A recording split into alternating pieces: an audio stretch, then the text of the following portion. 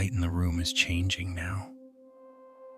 It's that specific muted blue that happens just before the world fully settles into black. The shadows are stretching, reaching out from the corners of the walls, softening the edges of the furniture until the things you know so well, the chair, the desk, the stack of books, begin to blur and drift. You are lying there, and the mattress is holding you. You can feel the weight of your own body pressing down into the fabric, the way the gravity of the day is finally, slowly pulling at your limbs. It is a heavy feeling, not just the heaviness of tired muscles, but a deeper, denser sort of weight, the kind of weight that settles in the center of your chest and stays there even after you've turned off the lamps and locked the door. It is the weight of everything you've been carrying. It's not just the tasks. It isn't the list of things left undone, or the emails that still need a reply, or the laundry sitting in a basket by the door. Those are just objects. What you are carrying is much more quiet and much more difficult. It is the weight of the people in your life. It is the subtle, invisible tension of a child's bad mood that you absorbed at dinner. It is the residue of a partner's stress that you took into your own shoulders as you sat beside them on the sofa. It is the heavy, unspoken grief of a friend, or the sharp, jagged anxiety of a coworker, or the simple, exhausting demand of being the one who always remembers, the one who always checks, the one who always holds the space. You have been acting as a sort of sponge. You've been moving through the day, absorbing the spills and the drips and the floods of everyone else's emotions, trying to keep the floor dry for them. And now in the dark, you can feel how saturated you are. You feel heavy with it. You feel as though you are walking through deep water, every movement requiring a conscious, straining effort. Take a moment to just notice that sensation. Don't try to fix it. Don't try to meditate it away or breathe through it like it's a problem to be solved. Just notice the density of it, the way your jaw might be tight, holding on to the day's frustrations so they don't leak out, the way your hands might be curled even in sleep, as if they are still ready to grab onto the next falling thing. There is a specific kind of exhaustion that sleep doesn't quite touch. It's a fatigue of the spirit. It's the exhaustion of being the person who holds the umbrella in the storm, even when you are getting just as soaked as everyone else. It is the weariness of the person who listens, who anticipates, who manages the unspoken needs of the household or the office or the circle of friends. You have been a pillar, and even pillars, after a long time, feel the strain of the ceiling. But the night is different. The night does not ask anything of you. The shadows don't need you to solve their problems. The walls do not need you to hold them up. The darkness is simply present. It is vast, and it is indifferent to your responsibilities. It offers a kind of emptiness that is not lonely, but spacious. Think of the things you have picked up today. Imagine them as physical objects, small and tangible. A heavy stone from a difficult conversation, a handful of dry sand from a frantic afternoon, a thick, damp cloth from a moment of sadness. One by one, imagine placing these things on the floor beside your bed. You don't have to throw them away. You don't have to clean them or organize them. You are simply setting them down. You are acknowledging that they exist, but you are stating quite clearly that you are not carrying them into your sleep. The floor is strong enough to hold them. The earth is deep enough to take them. For these next few hours, you do not need to be the keeper of everyone else's peace. You do not need to be the guardian of their moods. There is no need to be on. There is no need to be observant or empathetic or prepared. You can let the empathy rest. You can let the vigilance go. The world will continue to turn, and the people you love will continue to be themselves, even in the moments when you are not there to steady them. They are more resilient than we often give them credit for. And you too are allowed to be fragile. You are allowed to be simple. You are allowed to be just a body lying in a bed, breathing in the cool air of a quiet room. Listen to the sounds of the house, the settling of the wood, the faint hum of the refrigerator, the distant sound of a car passing on the road. These sounds are part of the world's own breathing. They are happening without your permission and without your management. They are just happening.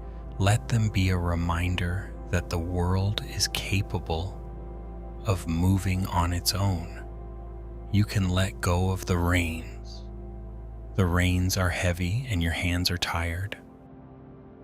There is a great relief in realizing that you are not the center of the machinery. The machinery is vast, and it is ancient, and it functions through 1,000 different rhythms, most of which have nothing to do with your effort. There is a rhythm to the tides, a rhythm to the moon, a rhythm to the way the cells in your own body repair themselves while you drift. You are a part of this, but you are not the driver. You are a passenger, and a passenger's only job is to exist, to be carried, to sink into the seat and let the movement happen. I am here with you. We are sitting in this shared quiet. There is no instruction to follow, no way to do this right or wrong. There is no progress to be made. There is no transformation to seek. We are simply two presences in the dark, acknowledging the end of the day. I'm not here to teach you how to be better, or how to be stronger, or how to manage your burdens. I'm just here to sit with you while you set them down. Perhaps as the weight begins to shift, you might feel a slight change in your breathing. Not a forced, deep breath, but a softening, a loosening of the throat, a way for the air to move more easily, as if the air itself is settling into the spaces you have cleared. Think of the way a heavy coat feels when you finally slip it off your shoulders after a long walk in the rain. The sudden lightness of the neck, the way the skin feels cool and free, that is what we are aiming for. Not a disappearance of the world, but a removal of the coat. The world is still there, but you are no longer wearing its heaviness. In a moment, I will begin to tell you some stories. These are not lessons, they are not parables and to be decoded or analyzed. They are simply images. They are fragments of a larger landscape, meant to give your mind something soft to hold on to, something to drift toward as the boundaries of your room begin to fade. They are like the flickering of a candle in a dark hallway, nothing more than light and shadow moving slowly, rhythmically, guiding you toward the edge of sleep. Let the stories be like stones in a stream. You don't need to pick them up. You don't need to study them. Just let them pass by. Let the imagery wash over the places where you feel the most tension. If a story lands in a certain place, let it stay there for a moment. If it moves on, let it go. The bed is steady, the room is dark. The night is wide and deep and incredibly patient.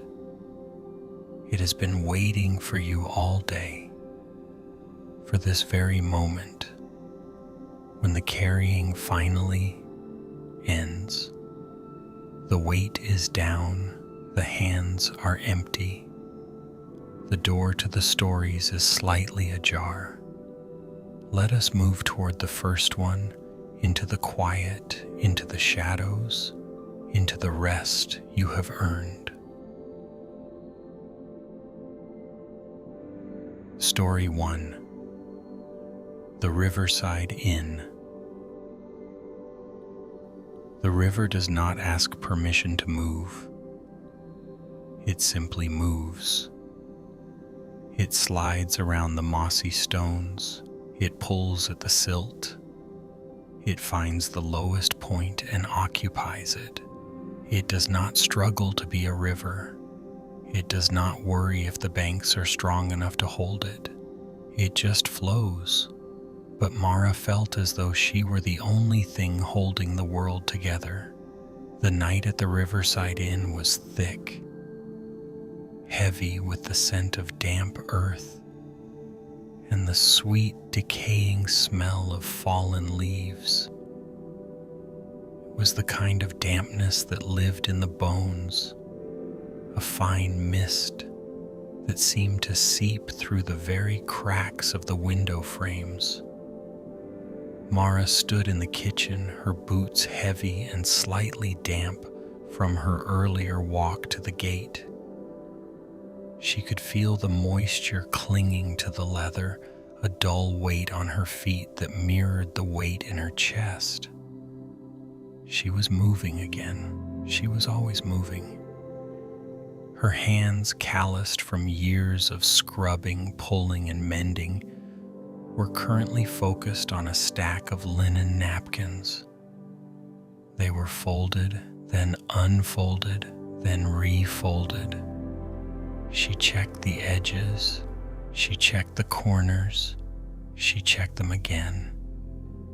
It wasn't that they were dirty, It was that the thought of a single imperfection felt like a crack in a dam. If one corner was crooked, perhaps the whole evening would unravel. Perhaps the guests would feel the instability. Perhaps they would realize that the peace they sought here was a fragile thing, held up only by her constant, unseen labor. The kettle began to hum on the stove. It started as a low, vibrating note, a sound that blended with the distant rhythmic pulse of the river. As Theat rose, the hum sharpened into a hiss. Mara didn't move toward it immediately. Instead, she leaned her weight against the heavy wooden table, her eyes scanning the darkened hallway. She was listening for things that weren't happening. A floorboard creaked in the guest wing. Is someone getting up for water? Did I leave the latch loose on the window in room 4? The wind brushed against the shutters, a soft, rhythmic tapping. Is the storm coming closer? Did I check the seals on the pantry door? The guests were all asleep. She knew this. She had checked the lamps. She had checked the hearths. She had even checked the heavy wool blankets, ensuring they were tucked tightly around the edges of the beds, creating small, warm cocoons of safety. But the checking didn't end when the task was done. The checking lived in her mind, a continuous loop of scanning, a hyper-awareness of every shadow and every silence. She felt like a sentry, a guardian of a peace she wasn't actually a part of. She finally turned to the kettle. The steam rose in a white, ghostly plume, curling upward toward the darkened rafters. She poured the water into a ceramic mug, the sound of the liquid hitting the bottom a hollow, splashing note in the quiet room. The warmth of the mug seeped into her palms, a sudden sharp contrast to the chill of the kitchen. She took a breath, but it was a shallow thing. It didn't go deep into her lungs. It stayed high in her chest, tight and ready, like a spring wound too far. She began to walk the perimeter of the ground floor again. This was the ritual of the night watch. She walked past the heavy oak sideboard, her fingers brushing the smooth, polished surface. She checked the placement of the lanterns. She checked the alignment of the chairs. Each object had its place, and she felt a frantic need to ensure that no element of the inn had drifted out of its orbit while she wasn't looking. Her mind was a ledger of upcoming needs. The oats will need replenishing by morning. The woodpile is looking low. The linen needs a heavy wash. The mud on the porch will be difficult to scrub if it rains. She felt as though she were carrying a great, invisible vessel on her shoulders. It was a vessel filled with the needs, the comforts, and the very existence of everyone who passed through her doors. If she set the vessel down even for a moment, she feared it would shatter. She reached the heavy shutters of the main parlor. They were closed tight, guarding against the river's mist. She placed her hand on the wood, feeling the grain, the slight dampness of the night air. She pushed against them, testing the strength of the latch. It was firm, It was secure, but as she stood there, a sudden, strange stillness fell over her. It happened in the space between two breaths. A small shadow moved near the edge of the hearth, a flicker of light from a dying ember.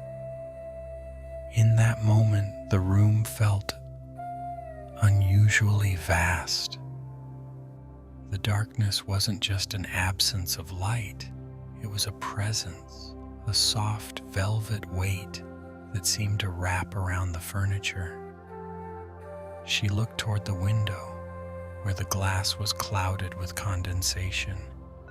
Beyond it, the river was moving. She couldn't see the water clearly, but she could hear it.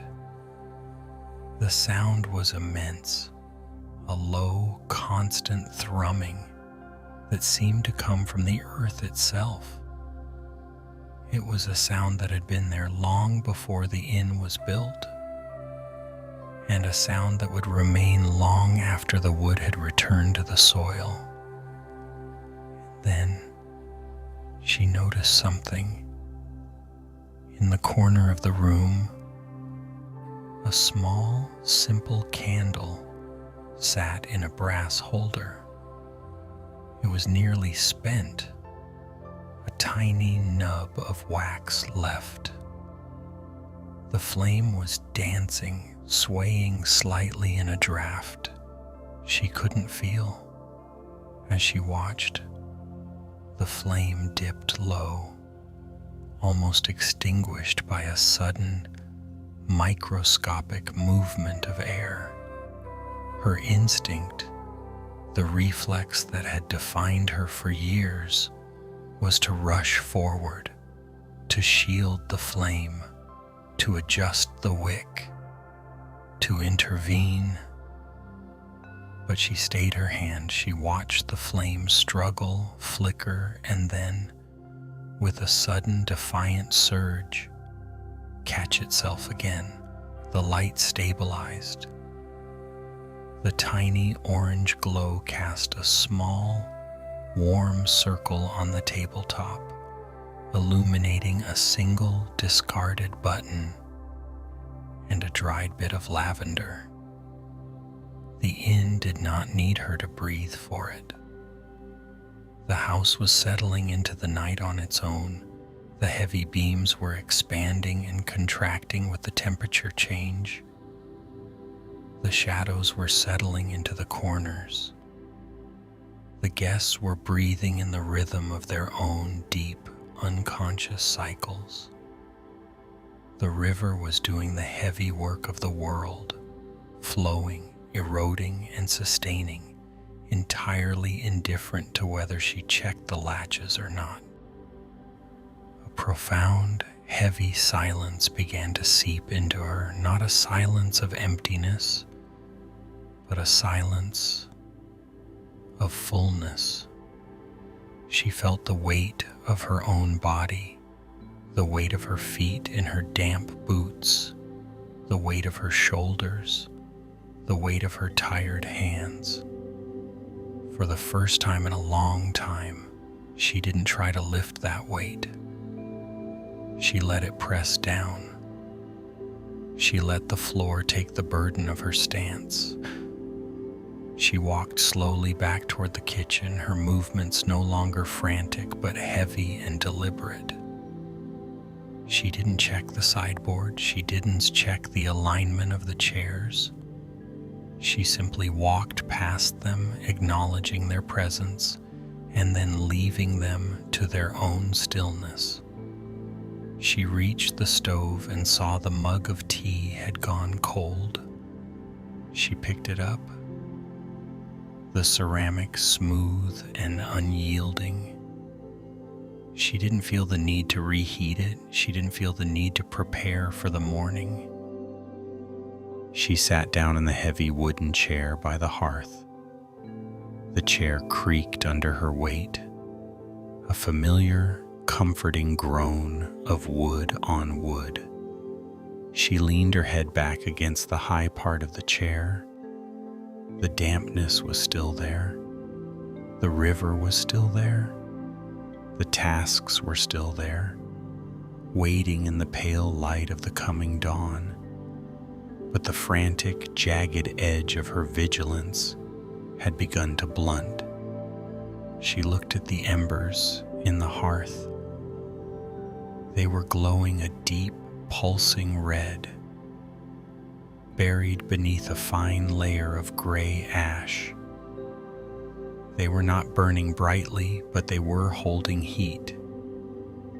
They were doing their work quietly, deep within the core, without any effort from her. She closed her eyes. In the darkness behind her eyelids, she could still see the river.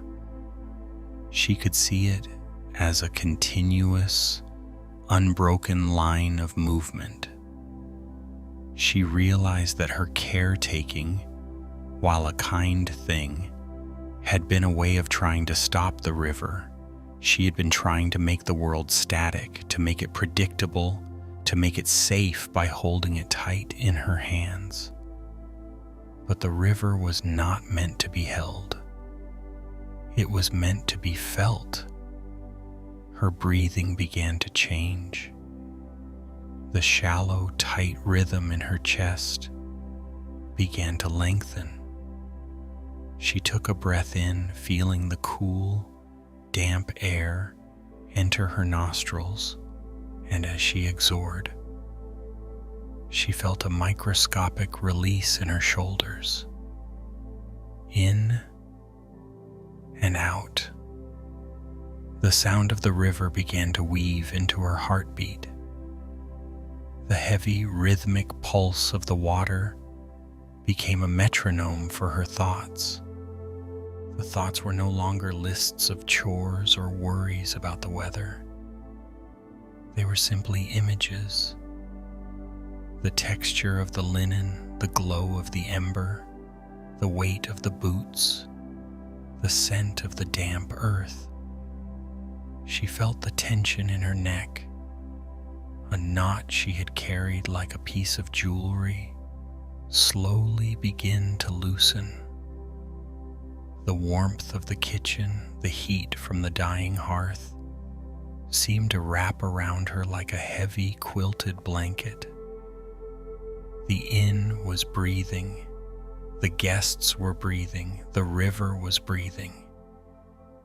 And finally, Mara allowed herself to breathe with them. She didn't need to watch the shadows. The shadows would watch themselves. She didn't need to guard the flame.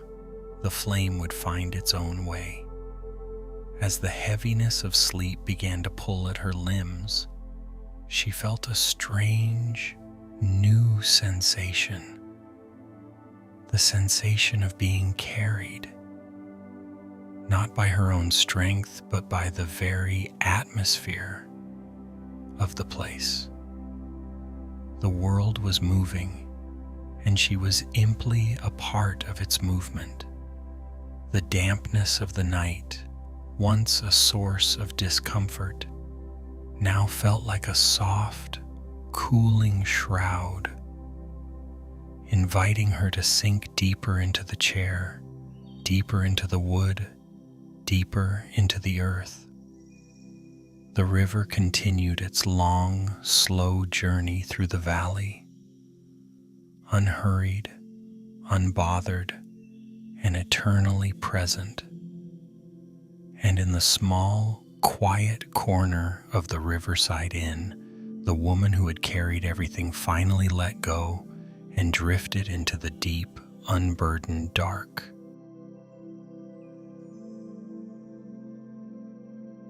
Story 2. The Plum House Daughter. The winter light in the Plum House is never quite bright. It is a thin, pale thing that stretches across the floorboards, reaching toward the corners of the kitchen but never quite warming them. It stays low, as if it is too tired to climb the walls. Anna knew this light better than anyone.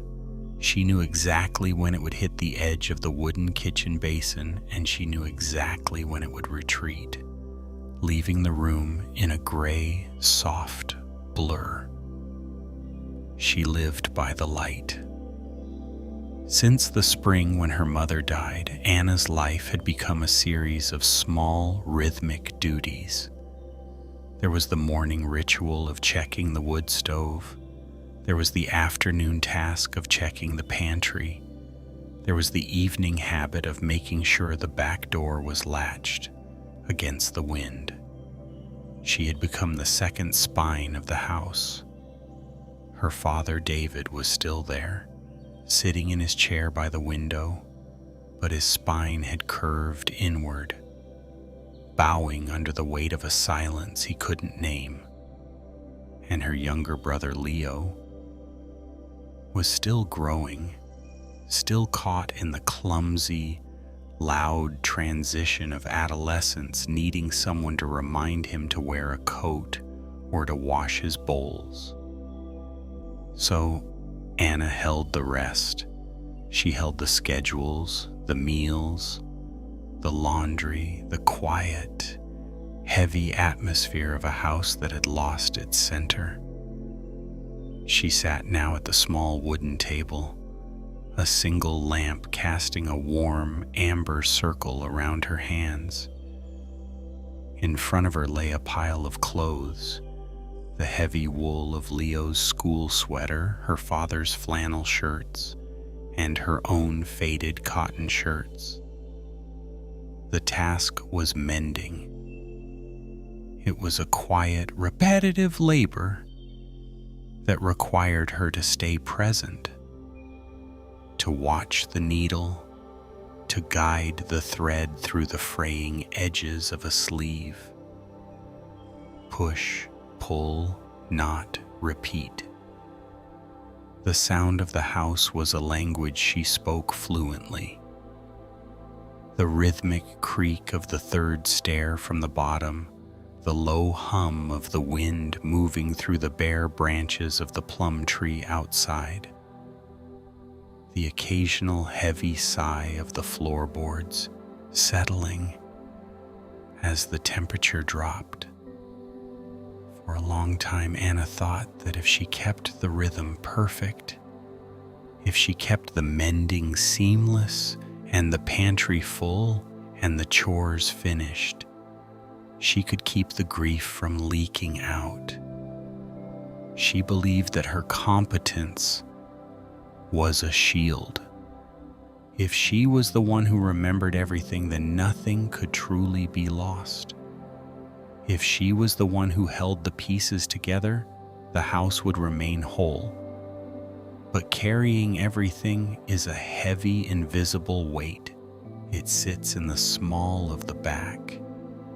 It tightens the muscles around the neck. It makes the breath shallow, as if there isn't enough room in the lungs for a full, deep expansion. She was looking at a sleeve on Leo's sweater. The wool was pilling, worn thin at the elbow from him, leaning his weight on his school desk. As she worked, her mind wandered to the way the plum tree looked in the garden.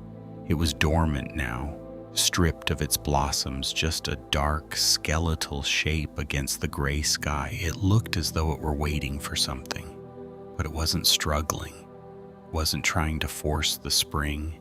It was simply existing in the cold, letting the winter happen to it. She felt a sudden sharp ache in her thumbs. The needle had slipped, pricking the pad of her finger. A single small bead of red appeared against the pale skin. She stared at it. The red was so bright against the muted tones of the kitchen. It felt like an intrusion. It felt like a mistake. She wiped the blood away with a piece of cloth, but the sting remained. And with the sting came a sudden, terrifying thought. What if the thread snaps? What if the needle breaks? What if one day the laundry is too much, or the wood runs low, or the silence in her father's chair becomes too loud to ignore? What if the spine simply cracks? The thought made her chest tighten. She felt the familiar urge to pull herself back into the work, to ignore the sting, to focus on the next stitch, to tighten the knot. She wanted to disappear back into the role of the provider, the fixer, the one who does not need. The floorboards creaked. It was evidently the third stair. It was the heavy, dragging step of her father, moving toward the kitchen for water. Anna quickly moved her hands, covering the small red drop on the cloth, trying to smooth the sweater, trying to look as though she were merely contemplating the next stitch, rather than drowning in the weight of it. David entered the kitchen. He didn't turn on the main light. He didn't need to. He moved through the dimness like a shadow. He stopped by the sink, the light from the hallway catching the silver in his hair. He didn't look at her directly. He rarely did during these late hours, but he lingered near the table. "You're still up," he said. His voice was low, a gravelly murmur that seemed to vibrate in the very air of the room. "Just finishing the sleeves," Anna replied. Her voice was steady, practiced. The voice of the person who has everything under control. David reached for a glass, his movements slow and deliberate. He stood there for a moment, staring out the window toward the dark shape of the plum tree. "The frost is heavy tonight," he said. "I noticed. It will be hard on the roots if it stays this cold." He turned, and for a split second, his eyes met hers. There was no judgment in them, no expectation of her to be anything other than what she was. There was only a profound, weary recognition. He saw the way her shoulders were drawn toward her ears. He saw the way she held the sweater as if it were a life raft. "Leo needs help with his math tomorrow," David said, his tone shifting back to the mundane. "He's struggling with the fractions." "I'll sit with him after breakfast," Anna said. "Don't stay up too late, Anna. The house is sturdy enough for one night." He turned and left, the creak of the stairs following him back into the upper shadows. Anna sat in the silence. The word sturdy echoed in her mind. The house is sturdy enough. She looked down at the sweater. The small red drop had soaked into the wool, a tiny dark stain. She realized with a sudden, jolting clarity that she had been trying to be the house itself. She had been trying to be the foundation, the walls, and the roof all at once. She had been trying to be the thing that holds instead of the thing that is held. She thought of the plum tree. It didn't hold the winter at bay. It simply endured it. It let the frost settle on its bark. It let the wind strip its branches.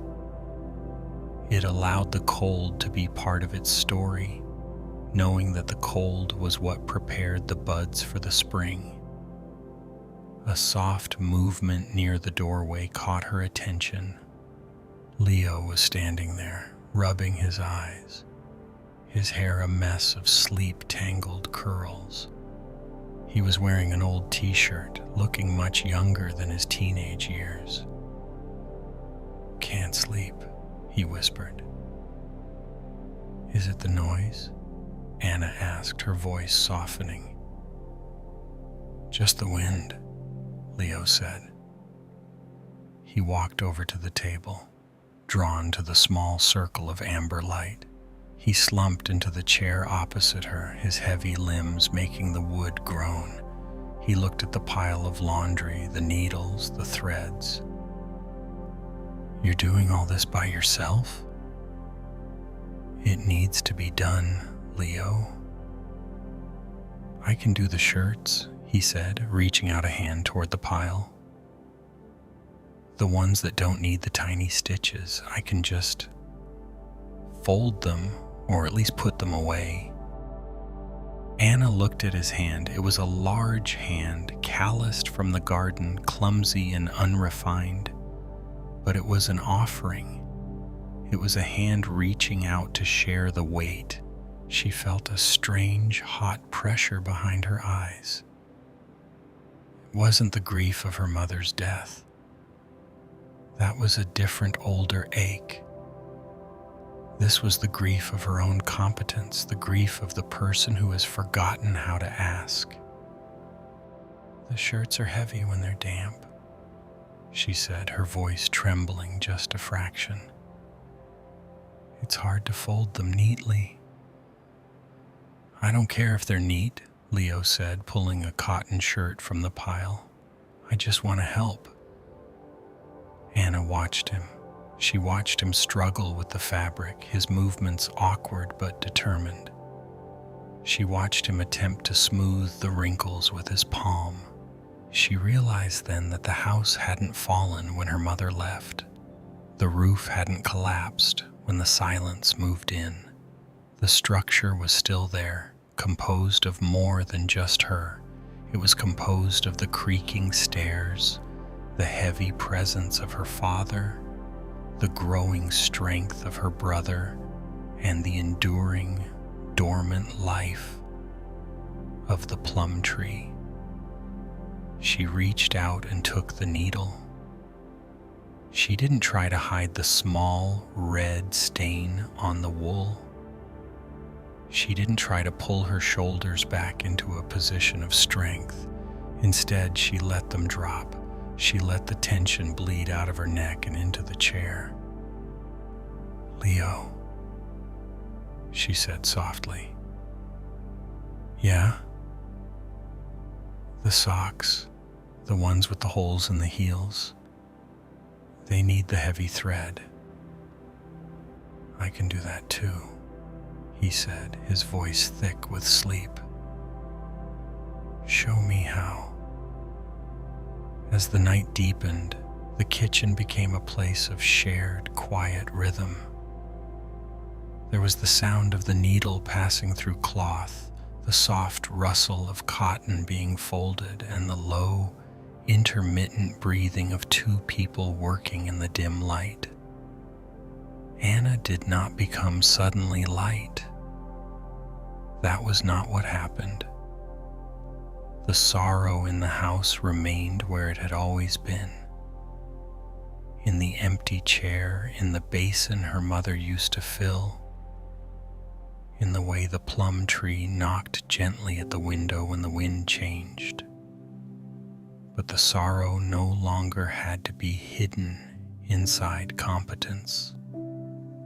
She looked at Leo and, without planning to, began to cry. Not in great shaking sobs, just in the quiet, tired way a person cries when she has run out of places to store what hurts. Leo set the sock down. He did not tell her to stop. He only sat beside her until the tears passed and the room grew still again. After that, they finished only one pair, then another.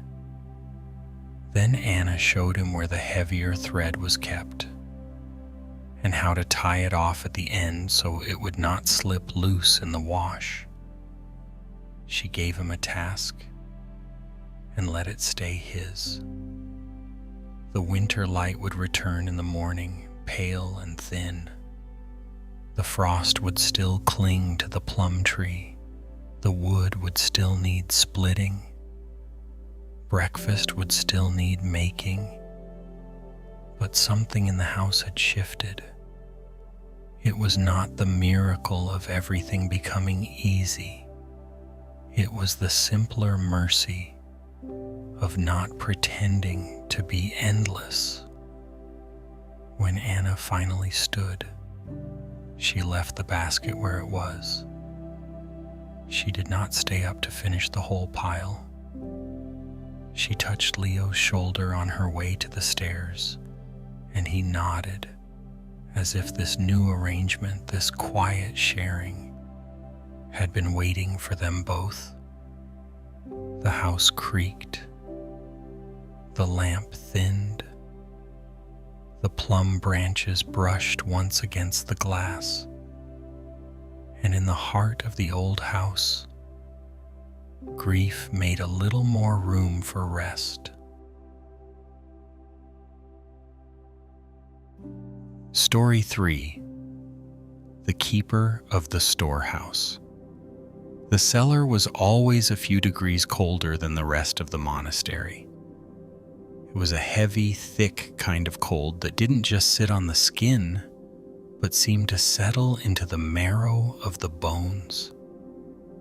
Brother Thomas sat on a low wooden stool, the kind that wobbled if you shifted your weight too quickly. Before him lay the great ledger, its leather cover worn smooth and darkened by years of contact with his palms. The candlelight flickered, casting long, dancing shadows against the stone walls, making the stacks of grain sacks seem to breathe, to expand and contract in the dimness. He wiped a bead of sweat from his forehead, though the air was damp and chilly. His fingers were stained with the ghosts of old ink, dark, stubborn smudges that lived in the creases of his knuckles. He picked up the quill, feeling its familiar, slight scratchiness against his thumb.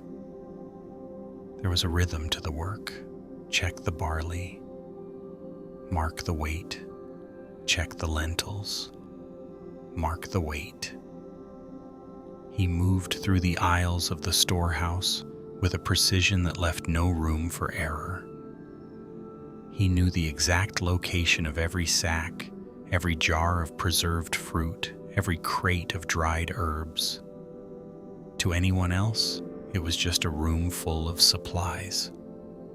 To Thomas, it was a map of the monastery's survival. If the barley count was off by even a small margin, the winter might feel a week too long. If the oil in the ceramic jugs leaked, the lamps would flicker out too soon in the evening prayers. If the dampness from the earth crept too far into the corner where the flour was kept, the whole storehouse could be compromised. He felt the weight of it all, not just the physical weight of the sacks, but the weight of the what-ifs. What if the rains come early this year? What if the frost lingers? What if I missed a smudge on this page? He leaned forward, his eyes straining against the dim light. He was looking for a discrepancy. He felt it in his gut. A small, nagging sensation that something wasn't quite right. A tiny gap in the numbers that he couldn't quite locate. He traced his finger along the line of the ledger, the paper slightly rough under his skin. The smell of the cellar was a constant companion. It was a scent of deep earth, of dried husks, of a quiet, slow decay that was always present, even in the midst of plenty. It was the smell of time passing. He tried to ignore the scent of the dampness creeping up the north wall, but it stayed with him, a silent reminder that even the stone was changing. Even the very foundations were subject to the slow, persistent movement of the world. He stood up, his knees popping in the silence. He needed to check the bottom shelf, the one where the smaller jars were kept. He moved through the narrow aisles, his footsteps muffled by the fine layer of dust on the floor.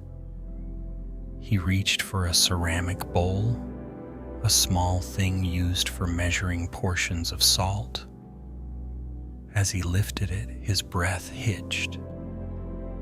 There, running down the side of the bowl, was a hairline fracture. It was so small, almost invisible in the flickering light. But to Thomas, it felt like a crack in the world itself. He stared at it, his heart thumping a dull, heavy beat against his ribs. He thought of the salt that might seep out, the way the moisture from the air would find that tiny opening and begin the slow work of erosion.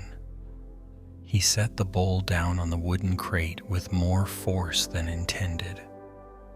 The sound echoed, a sharp clack that seemed to ring too loudly in the stillness of the storehouse. He sat back down on his stool, his hands resting heavily on the ledger. He felt a sudden, overwhelming exhaustion. It wasn't just the fatigue of a long day's labor. It was a tiredness that lived deep inside, a weariness of the eyes, the mind, and the spirit. He looked at the rows of sacks. He had spent years building this system of vigilance. He had prided himself on being the one who noticed the small things, the one who prevented the leak, the one who caught the error before it became a crisis. He had been the shield between the monastery and the unpredictability of the seasons. But as he sat there, watching the flame of the candle dance, he realized that the shield was heavy, very heavy. He looked back at the cracked bowl. He could try to fix it. He could find the resin, the fine cloth, and spend hours trying to seal the breach. He could add another note to the ledger, a warning to himself to check the ceramic inventory more frequently. He could tighten his grip on the numbers, tighten his vigil, work even harder to ensure that nothing slipped through the cracks. The idea of it, the sheer effort of continuing this level of control, made his shoulders ache.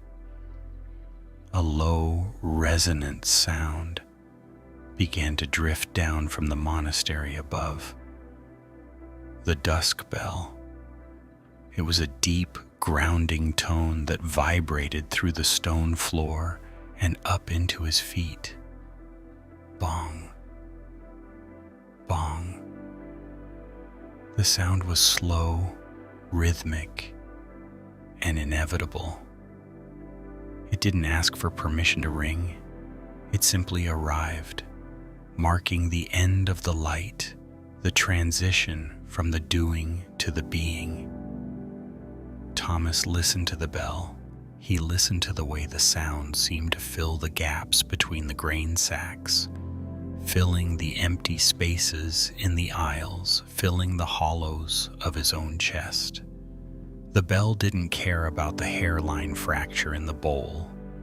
The bell didn't care about the dampness in the north wall or the slight discrepancy in the barley count. It simply marked the time that was passing, whether he held it tightly or let it slip through his fingers. He looked at his ink-stained hands. They were the hands of a man trying to catch the wind in a net. He thought about the grain.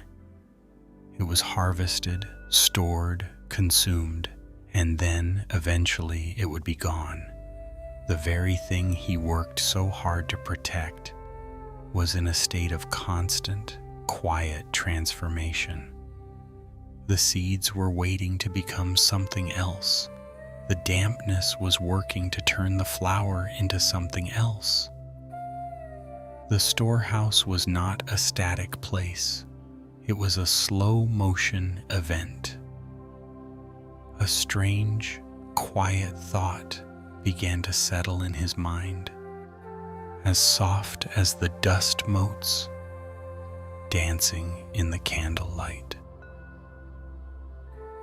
The crack is already there, the bowl is already breaking, and yet the monastery remains. The monks will eat, the prayers will be said. The world will continue its slow, unhurried dance, even without my permission. He felt a slight loosening in his chest, a tiny release of the tension that had been coiled there for so many years. It wasn't a grand epiphany. It wasn't a sudden burst of joy. It was more like the way a heavy stone settles into the mud after a long rain. He looked at the ledger. The numbers were still there. The work was still there. The responsibility hadn't vanished. It had simply changed shape. It was no longer a weight to be carried, but a task to be performed, one moment at a time. He reached out and, with a slow, deliberate movement, closed the great ledger. The sound of the heavy cover meeting the pages was a dull, satisfying thud. He didn't reach for the resin to fix the bowl. He didn't reach for the cloth to patch the sack. He simply sat in the fading light, letting the silence of the cellar wrap around him. He stood up, his movements slower now, more fluid. He began the process of extinguishing the light. He took the small snuffer, moving it carefully toward the flame. As the wick disappeared into the metal cup, the world shrank. The aisles of the storehouse vanished into shadow. The sacks became indistinct shapes, dark mounds in the gloom. The only thing left was the sensation of his own breathing, the cool air entering his lungs, the warm air leaving them. He walked toward the small wooden door that led to the stairs. His footsteps were no longer cautious, as if trying not to disturb a delicate balance. They were just footsteps. As he climbed the stairs, leaving the damp, earthy smell of the storehouse behind, he felt the weight of the day beginning to ebb. He thought of the bowl sitting in the dark with its small, unfixable crack. He thought of the barley and the lentils and the slow, inevitable movement of the seasons. He reached his small cell, a simple space with a straw pallet, a wooden table, and a single window. The moonlight was streaming through the glass, casting a pale, silvery light across the floor. He sat on the edge of his bed. The room was silent, save for the distant, rhythmic breathing of the monastery. He didn't lie down immediately. He sat for a moment looking at his hands in the moonlight. They were still stained with ink. They were still the hands of the keeper. But as he watched, The silver light seemed to soften the edges of the stains, making them appear less like marks of labor and more like part of the skin itself. He lay back, the straw of the pallet creaking softly under his weight. He pulled the rough wool blanket up to his chin. The darkness of the room was not an emptiness, but a presence.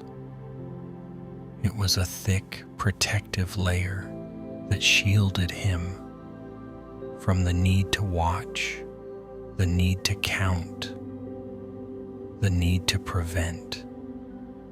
He closed his eyes. In the darkness behind his eyelids, he could still see the image of the ledger, the closed book. He felt the heaviness of his limbs, the deep, grounding pull of the earth beneath the monastery. The cracks were there. The dampness was there. The lack was there. And in the morning he would not hide them beneath neat columns. He would tell the abbot the truth about the mice, the spoiled grain, the miscount, and the repairs that could no longer wait. The thought did not make him lighter exactly. It made him honest. For years he had mistaken vigilance for devotion. Tonight, lying in the moon-washed cell, he saw the difference. Devotion could also look like asking for help before the sacks split open. It could look like letting younger hands carry part of the grain. It could look like a ledger with blank spaces still waiting to be filled. He allowed his breath to slow, matching the steady pulse of the night. There was still much to tend, but there was no need to tend it alone, and no need to pretend that perfect counting could hold back impermanence. In the quiet, there was nothing left to guard for a few blessed hours. Only rest and the plain, unadorned truth of the next day waiting to be met. He drifted into the deep dark with one simple resolve beside him, not to control the season, but to speak plainly when morning came.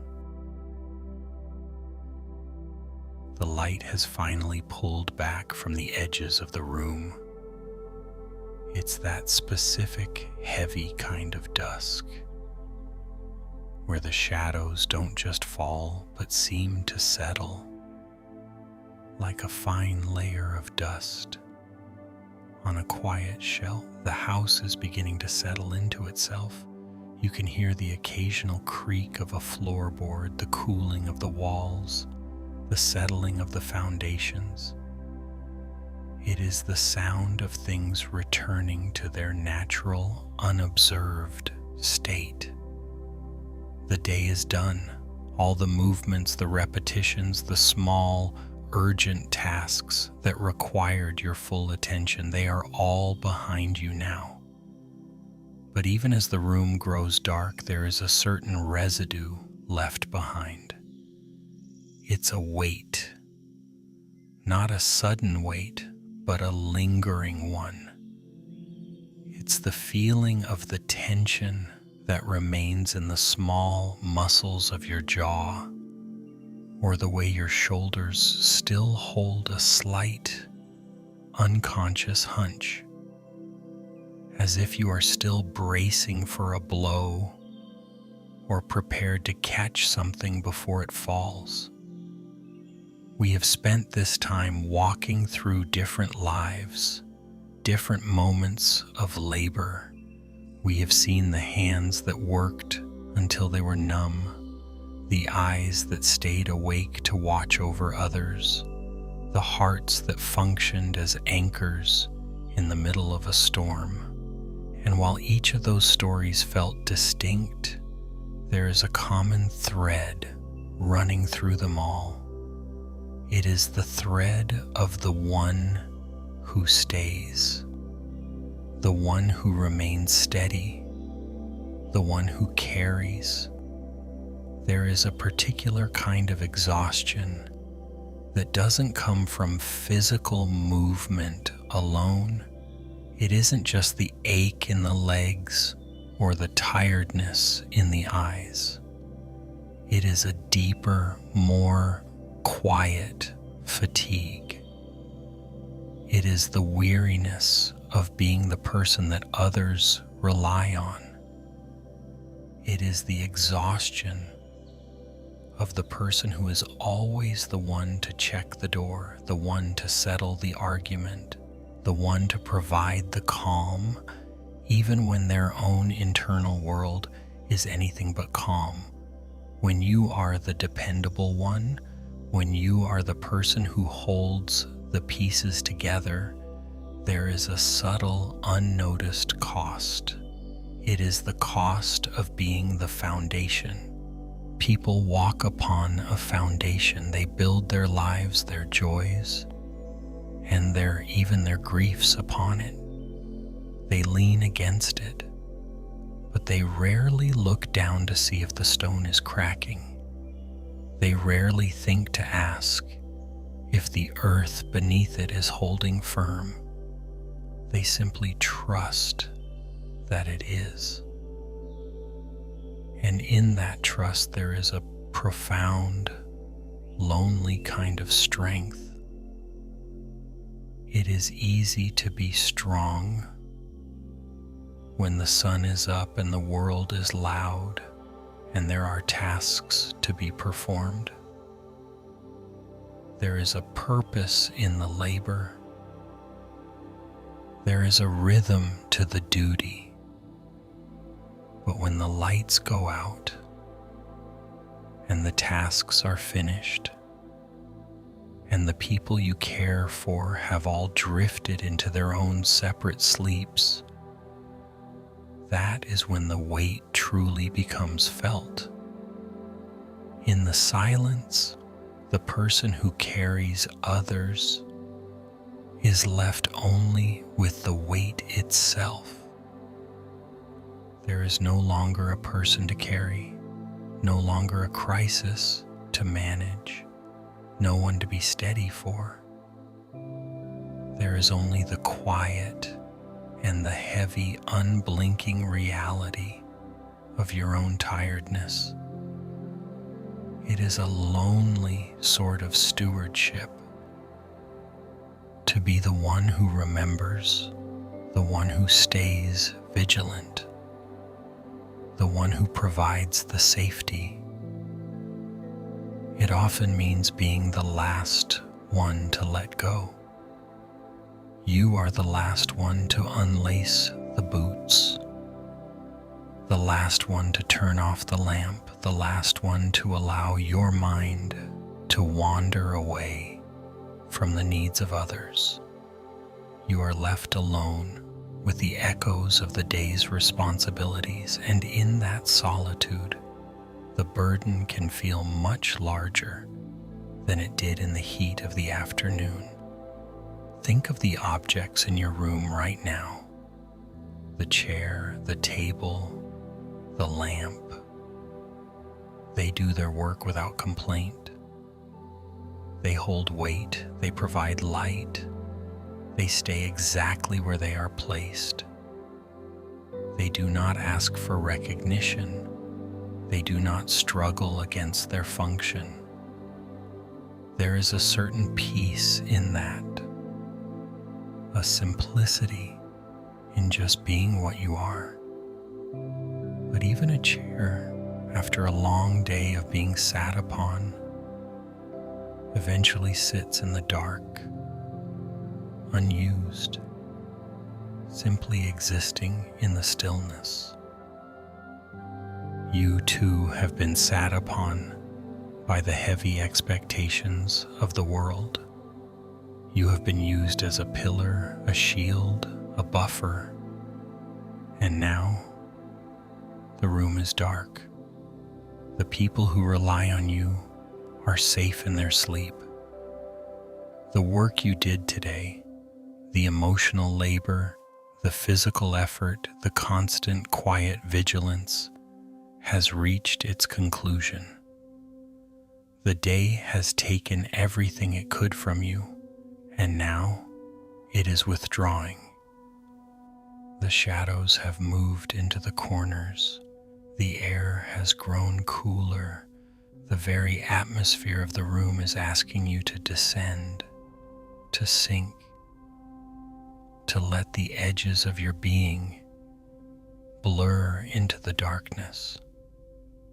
The responsibility to be the strong one does not exist in the dark. The need to be the anchor is gone because the sea has gone still. As you lie here, feel the way the mattress supports you. It is doing the work now. You do not need to hold yourself up. You do not need to maintain your posture or your composure. The bed is a place where the strong one is allowed to disappear. Here, you are not a provider or a protector or a stabilizer. Here, you are simply a body, breathing in the cool night air, settling into the quiet. The weight you have been carrying, you don't have to put it down in a single dramatic motion. You don't need to solve the problem of how to stop being dependable. You only need to acknowledge that for this moment, the carrying is over. The tasks are paused. The people are safe. The world will continue its rotation without your active intervention. Let the tension in your forehead soften just a little. Let the space between your eyebrows widen. Let the jaw find its natural, loose position.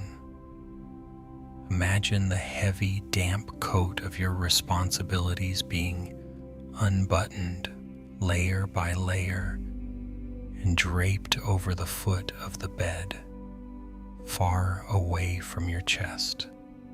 The night is not a time for solving. It is not a time for planning the next day's endurance. It is a time for the slow, rhythmic return to the self. The tide is going out, leaving the shore smooth and unmarked.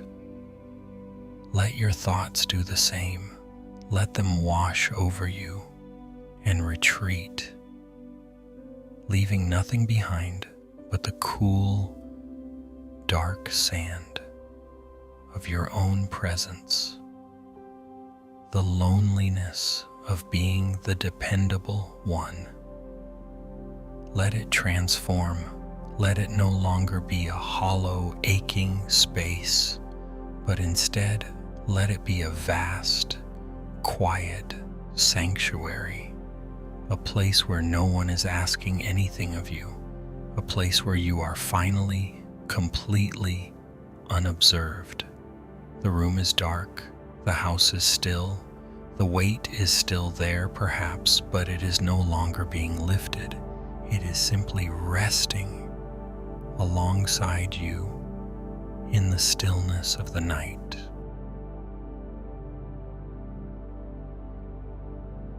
Story 4: The Wife Who Kept Rowing Out. The wood of the jetty planks was always slightly damp. Even in the height of summer, it had a way of holding on to the mist that rolled off the bay in the early hours, a cold, clinging moisture that seeped through the soles of Elise's boots. She liked the feeling of it at first. It felt grounded. It felt like something real. But lately the dampness seemed to have moved inside her, settling into her joints, making her shoulders heavy and her hands ache with a dull, rhythmic throb. Elise lived by the rhythm of the tides and the needs of others. Her husband, Thomas, was the ferryman. He was a man of steady hands and few words, a man who knew how to read the currents and when to pull the boat into the slip. But Thomas was only the engine.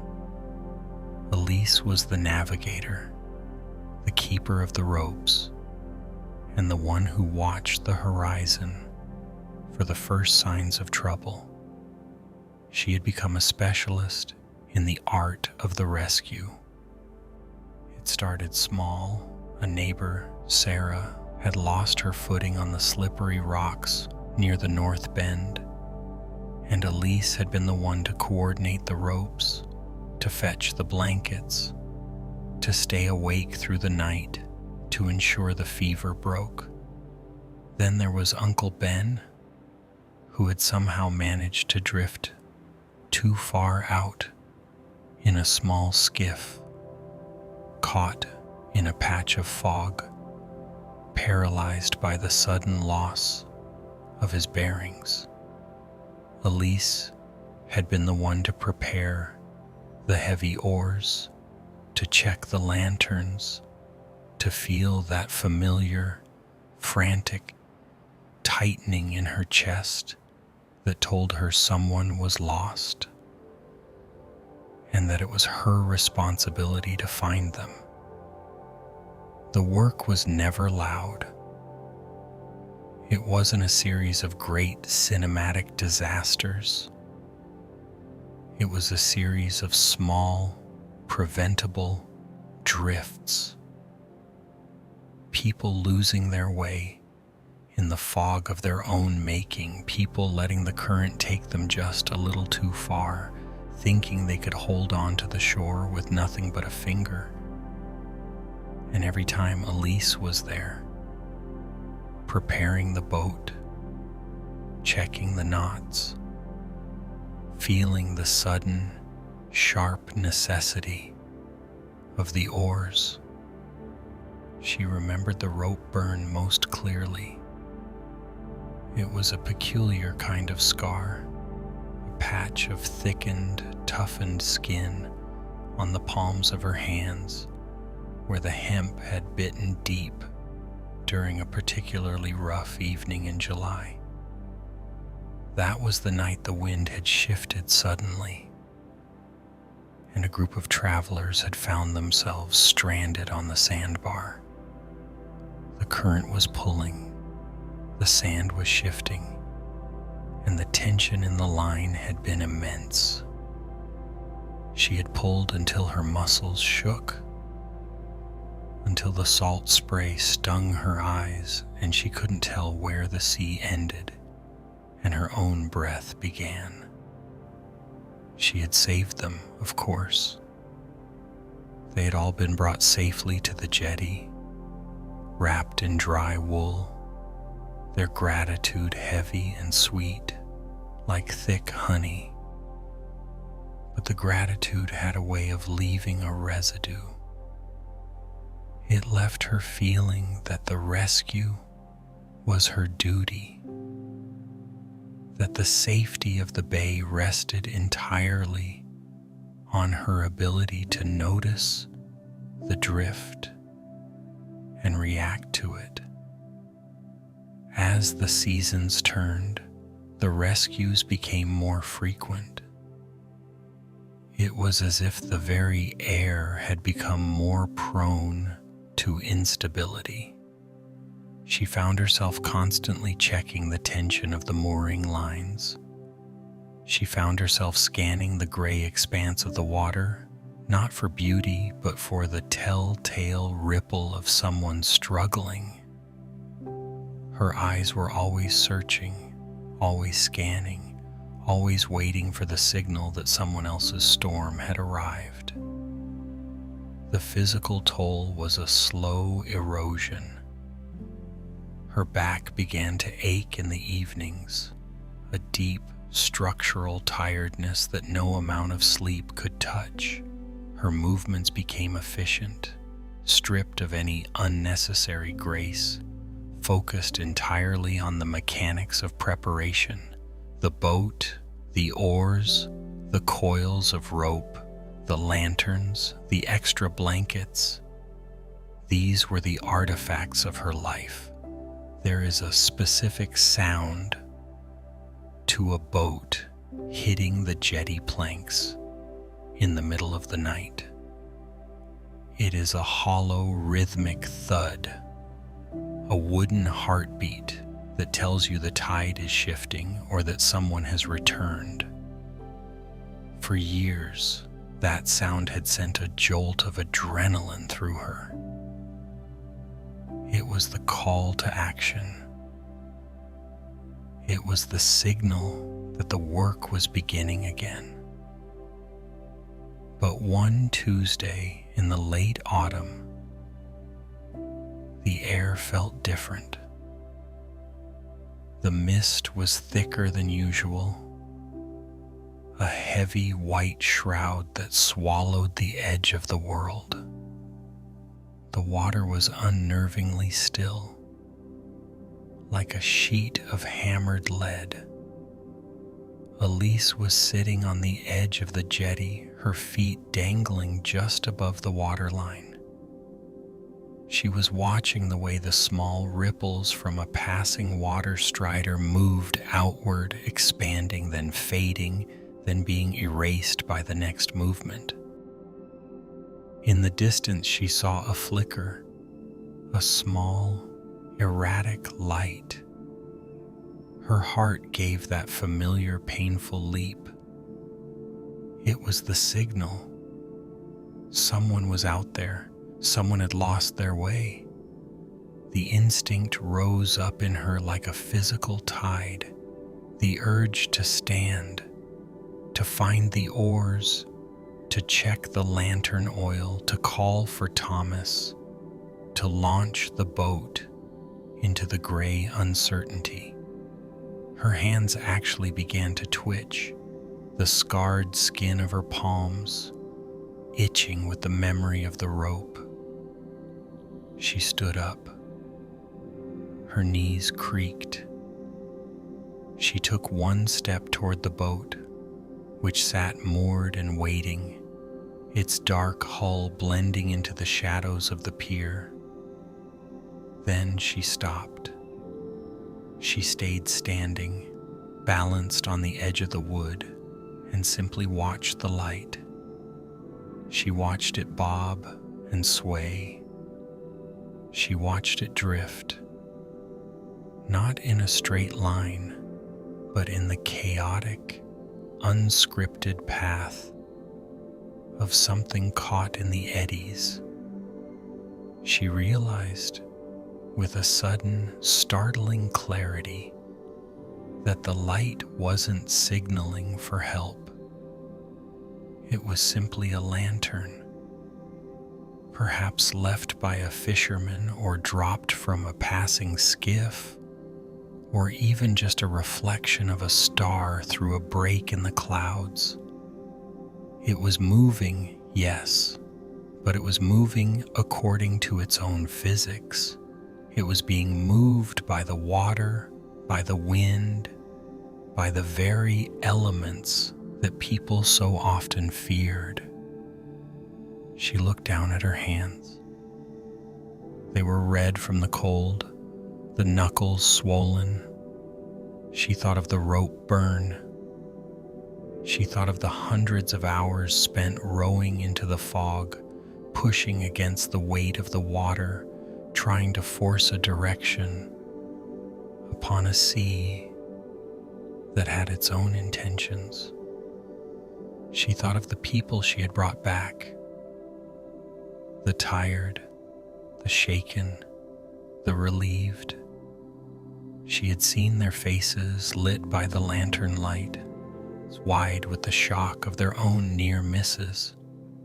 She had felt a sense of profound importance in those moments. She had felt like the thin line between the shore and the deep. But as she stood there in the damp silence, a new thought drifted into her mind, as slow and heavy as the mist. If she always went out to meet the drift, if she always intercepted the momentum of the current, would they ever learn the weight of the water? If she always provided the anchor, would they ever find the strength to tie their own knots? The thought was frightening. It felt like a betrayal. To stay on the jetty was to allow the possibility of loss. To remain still was to accept the reality of the storm. She sat back down. The wood of the pier was cold beneath her, but she didn't move to find a blanket. She watched the light again. It drifted closer to the rocks, then swung back out toward the open bay. It entered a patch of darker water and seemed to vanish for a moment, only to reappear, bobbing rhythmically, untroubled by its own disappearance. The water continued its work. The tide was coming in, a slow, silent swelling that lifted the boat slightly in its moorings. The ropes groaned against the iron rings, a low, melodic sound of tension and release. Creak, release, creak, release. Elise closed her eyes. She focused on the sensation of her breath. It was the only thing she was responsible for in that moment. The intake of the cold, salt-scented air. The long, slow exhale that warmed the inside of her throat. No one cried out. No boat overturned. No hand rose from the water asking to be saved. The little light drifted farther down the bay and finally disappeared behind a curve of rock. Elise kept sitting. The old panic moved through her in waves, then weakened, then moved through again. She understood with some shame and some relief how much of her rescuing had become a habit of the body. She did not only fear other people drowning, she feared the silence that arrived when no one needed her. Behind her, she heard the soft tread of Thomas on the planks. "You coming in?" he asked. "In a minute." He stood beside her without pressing. After a while, he said, "The tide knows its work." Elise let out a breath that almost sounded like a laugh. "And if the tide is wrong?" Thomas looked toward the dark water. "Then it is wrong without our permission." She sat with that. It did not solve anything. It did not make the bay safer or the villagers wiser. But it loosened something in her. She did not have to throw herself into every rough current just to prove she had a heart. When she finally rose, she left the boat tied where it was. She checked one knot, only one, then made herself stop. Together, she and Thomas walked back up the jetty, their shoulders almost touching in the cold mist. At the doorway, she looked once over her shoulder. The water was dark and moving, carrying reeds, moonlight, scraps of reflected sky. It would go on doing that until morning. It would go on doing that long after she slept. Inside, she hung her coat on its peg and held her hands over the embers without rushing to lay out rescue blankets, without setting the lanterns in order for a disaster that had not happened. Her palms still remembered the rope. Her back still ached. But the room was quiet, and she let it stay quiet. That night, Elise did not row out. She undressed slowly. She slipped beneath the covers while the tide worked the shore on its own. The hardest thing she had done all season was also the stillest. She had remained where she was. And in that stillness, something unfamiliar came to meet her, not triumph, not certainty, but rest. Story 5. The Teacher of Unsent Letters.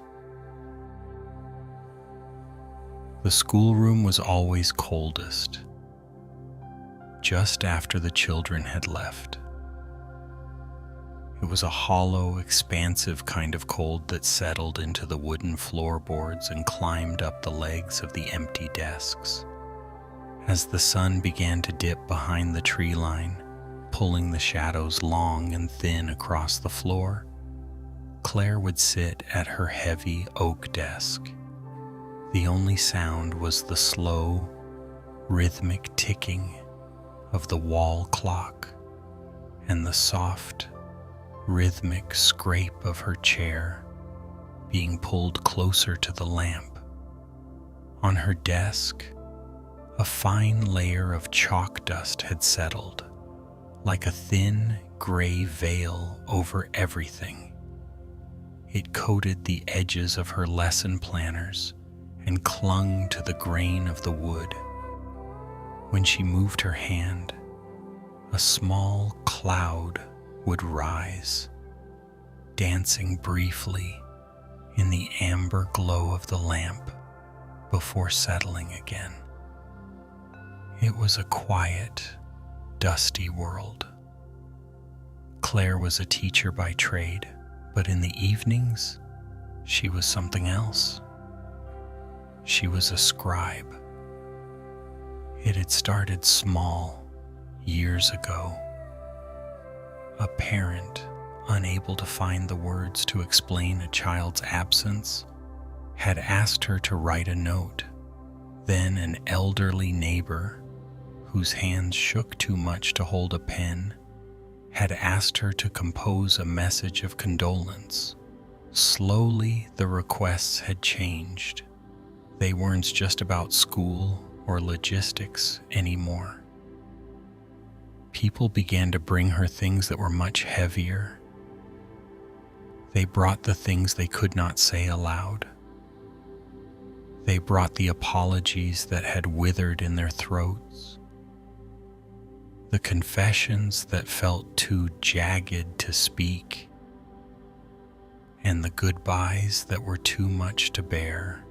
They would sit in that very chair, the one where the sunlight usually hit the polished wood, and they would speak. They would whisper, they would weep quietly without making much noise at all. And Claire would listen. She would listen with a stillness that felt like a vessel, a hollow space waiting to be filled.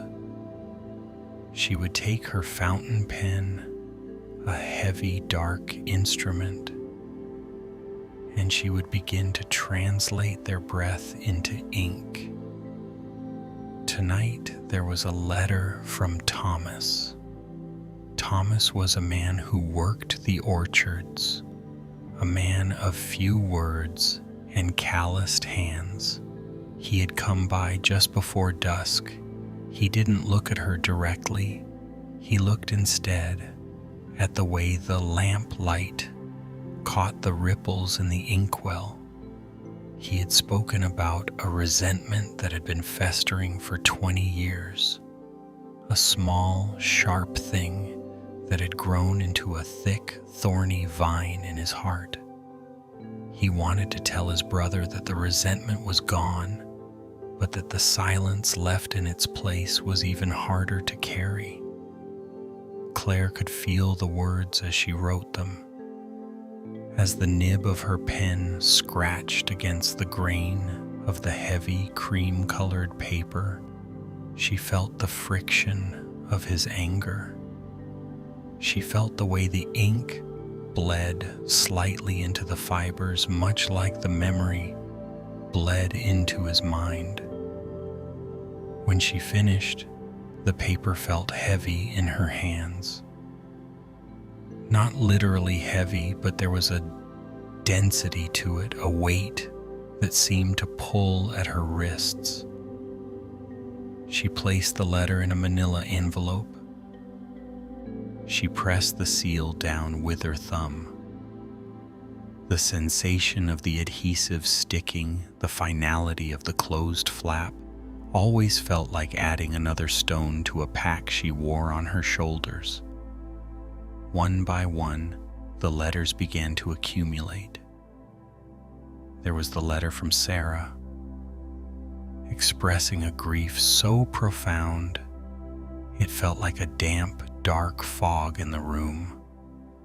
There was the letter from Mr. Henderson, filled with a regret so sharp it felt like a splinter under Claire's fingernail. There were the letters of longing, the letters of anger, the letters of quiet, desperate hope. She kept them all in the bottom drawer of her desk. That drawer was a graveyard of unspoken things. When she opened it, the air in the room seemed to change, growing thick and still. The drawer was filled with envelopes, stacked neatly, some tied with twine, others loose. To anyone else, it was just a collection of stationery. To Claire, it was a ledger of the world's unsaid weight. As the weeks turned into months, Claire began to feel the physical toll of the archive. It was a subtle thing at first, a stiffness in her neck after a long evening of writing, a dull ache in the small of her back. But eventually, it became a presence. She felt as though she were walking through water. Every step through the schoolroom felt sluggish, as if the very air were saturated with the gravity of all those unspent emotions. She found herself carrying the letters even when she wasn't at her desk. When she walked to the market, she felt the phantom weight of Sarah's grief pressing against her ribs. When she sat by her own hearth at home, she felt the jagged edges of Thomas's resentment pressing against her spine. She had become a vessel, and the vessel was becoming full. There was no way to empty it. She couldn't return the letters. They were written, sealed, and often left for her to deliver or to simply hold. She couldn't unhear the stories. The words had been transcribed into her own nervous system. She was a library of sorrows, a repository for the things that people were too tired or too afraid to hold themselves. On this particular evening, the silence in the schoolroom felt particularly heavy. The lamp was flickering, the oil running low, casting long, dancing shadows that seemed to reach out from the corners of the room. Claire sat with her hands resting on the desk. She didn't pick up the pen. She didn't reach for a new sheet of paper. She simply sat. She looked at her hands. They were stained with tiny, stubborn flecks of dried ink, caught in the fine lines of her skin. She looked at the dust motes drifting through the lamplight, settling slowly, inevitably, onto the surface of her finished letters. She thought about the drawer. She thought about the sheer mass of the paper inside it. Each envelope was a small, rectangular ghost. Each one was a piece of someone else's life that she had taken into her own. A sudden, profound exhaustion washed over her. It wasn't the tiredness that comes from a long day of teaching, or the fatigue of a lack of sleep. It was a structural tiredness. It was the exhaustion of a pillar that has been supporting a roof for far too long. She felt as though her very bones were saturated with ink, heavy and dark, and difficult to move. She leaned back in her chair. The wood creaked, a sharp, lonely sound in the stillness. She closed her eyes, and in the darkness behind her eyelids, she could see the letters. She saw them as glowing, pulsing shapes, a constellation of human longing and pain. She felt the urge to reach out, to organize them, to fix them, to find a way to make the weight disappear. But the room was too quiet for fixing. There was only the ticking clock. She took a breath. It was a slow, shallow breath, tasting of old paper and extinguished wick. She thought about the nature of the ink. When it was in the well, it was fluid, shapeless, and light. When it was on the nib, it was poised, ready to move. But once it touched the paper, it changed. It became something fixed. It became a mark. It became a thing that occupied space. She realized, with a clarity that felt like a sudden drop in temperature, that she had been treating the ink as if it were still fluid. She had been trying to keep the stories moving through her as if she could keep them from settling. But the letters were already on the paper. The words were already written. They were no longer her breath. They were simply marks on a page. She opened her eyes.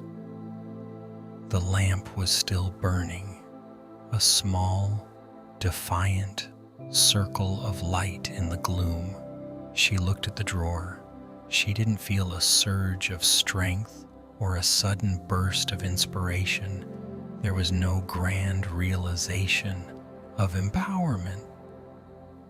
There was only a quiet, weary observation. The letters did not belong to her. The grief of Sarah was Sarah's. The resentment of Thomas was Thomas's. The regret of Mr. Henderson was his alone. She had been the scribe, the translator, the medium. She had provided the paper and the ink, and she had lent her hands to the task. But the weight was not hers to keep. She had been carrying the envelopes as if they were parts of her own body, but they were merely objects. They were paper, glue, and twine. They were fibers and shadows. With a slow, deliberate movement, Claire reached out and touched the top envelope in the drawer. It was smooth, cool, and entirely separate from her. She felt the texture of the paper, the slight roughness of the grain. She felt the boundary where the paper ended and her skin began. She let her hand fall away. She stayed in that chair for a long time. She watched the shadows move across the floorboards. She watched the dust settle. She did not try to push the tiredness away. She simply sat within it, observing how it sat within her. She began to imagine the letters not as burdens, but as autumn leaves. They had fallen from the trees of other people's lives. They had drifted through the air, through her space, and had eventually landed in her drawer. They were part of the landscape, part of the seasonal cycle of things being said and things being stilled. They were simply there. They did not need to be carried. They only needed to be allowed to rest. The heaviness in her chest did not vanish, but it changed. It lost its sharp, piercing quality and became something more like the weight of a heavy blanket on a cold night. It was a presence, but it was no longer a struggle. She reached up and turned the knob of the lamp. The light died instantly. The sudden darkness was not frightening. It was thick and velvety, a soft shroud that enveloped the desk, the chair, and the empty classroom. In the dark, the boundaries of the room seemed to dissolve. There was no longer a teacher, no longer a scribe, no longer a vessel. There was only the breathing and the slow, steady rhythm of the clock. Claire stood up. Her movements were slow, unhurried. She did not look back at the drawer. She did not think of the names or the stories. She simply walked through the shadows, her feet making almost no sound on the floorboards. As she moved toward the door, she felt the emptiness of the room welcoming her. The schoolroom was not empty because it was lonely. It was empty because it was finished. The day was done. The words were written. The ink was dry. She stepped out into the hallway, leaving the darkness of the classroom behind. She left the letters to their quiet paper sleep, tucked away in the dark, where they could exist as they were, as nothing more than stories resting on the page, belonging to no one but the silence. And as she walked toward her home, toward her own bed, she felt the lightness of a person who has finally stopped trying to hold up the sky and has instead decided simply to walk beneath it.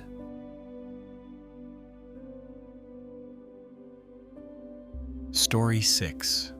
The Orchard Brother. The cold comes first. It is a quiet, blue sort of cold that settles into the hollows of the collarbone before the sun even thinks of rising. It is the kind of cold that makes the breath visible, a small, ghostly cloud that vanishes as quickly as it appears, leaving nothing but the dampness of the morning air. Daniel sat on the edge of the bed, his feet finding the floorboards. The wood was old, slightly uneven, and carried the chill of the night. He sat there for a moment, not moving, just feeling the weight of his own limbs. There is a specific kind of heaviness that comes with being the one who holds things together. It isn't just the weight of the muscles, it is a weight in the center of the chest, a density that stays even when the body is at rest. He remembered being 6 years old, standing in the mud behind the family barn. His father had been stacking the heavy, damp logs for the winter. There was no talk of affection, no soft words or gentle touches. There was only the rhythmic thud of wood hitting wood, and the way his father's eyes would narrow, focused entirely on the precision of the stack. Daniel had spent that afternoon trying to carry smaller branches, dragging them one by one to the pile. He had been breathless, his small hands stinging from the rough bark, his lungs burning. When he had finally finished, dragging the last spindly limb into the heap, his father had looked at the pile, then at Daniel. He didn't hug him. He simply nodded, a brief, sharp movement, and said, "That's enough for today." To Daniel, that nod was everything. It was the only currency that mattered. It was the proof that he was useful and therefore that he was allowed to stay. He had learned quite early that love was not something that sat still with you. Love was something you earned through the accumulation of completed tasks. It was a transaction of sweat and stability. Now, as an adult, the orchard was his responsibility. The trees were an inheritance of labor. He stood up, the floorboards creaking under his weight, and began the morning ritual. The heavy canvas of his work trousers, the thick wool of his sweater, the lacing of his boots. Each movement was deliberate, a preparation for the exertion to come. He stepped out of the house and into the orchard. The orchard in the pre-dawn light is a place of shadows and silver. The apple trees, heavy with the late summer fruit, looked like dark, hulking shapes in the mist. The air smelled of damp earth, rotting leaves, and the sharp, fermented sweetness of fallen fruit. Daniel walked toward the equipment shed. He could feel the familiar ache in his lower back, a dull, rhythmic throb that pulsed in time with his footsteps. He reached for the heavy wooden ladder, the grain of the wood rough against his palms. It was an old ladder, scarred by years of use. The rungs smoothed by the friction of countless climbs. He began to drag it toward the first row of trees. The sound of the wood scraping against the frost-covered grass was loud in the stillness, a grating, lonely sound. He began to work. The task was the harvest of the bruised and the fallen, the ones that couldn't quite make it to the market, the ones that required a more delicate, more tiring touch. He climbed the ladder, the rungs biting into his thighs. He reached into the canopy, his fingers searching for the weight of the ripening fruit. Some apples were perfect, glowing faintly in the gray light. Others were marred, split by the wind or bitten by insects. He worked with a pruning knife in one hand and a small wicker basket in the other. Snip, pull, drop.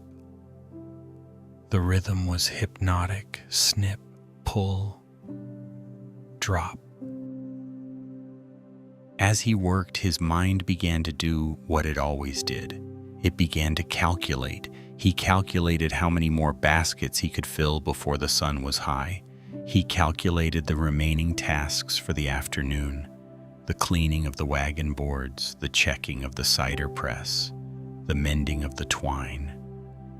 He mapped out the day in a series of burdens. He was already carrying the afternoon before it had even arrived. A branch snapped under his weight, a sudden sharp crack that echoed through the rows.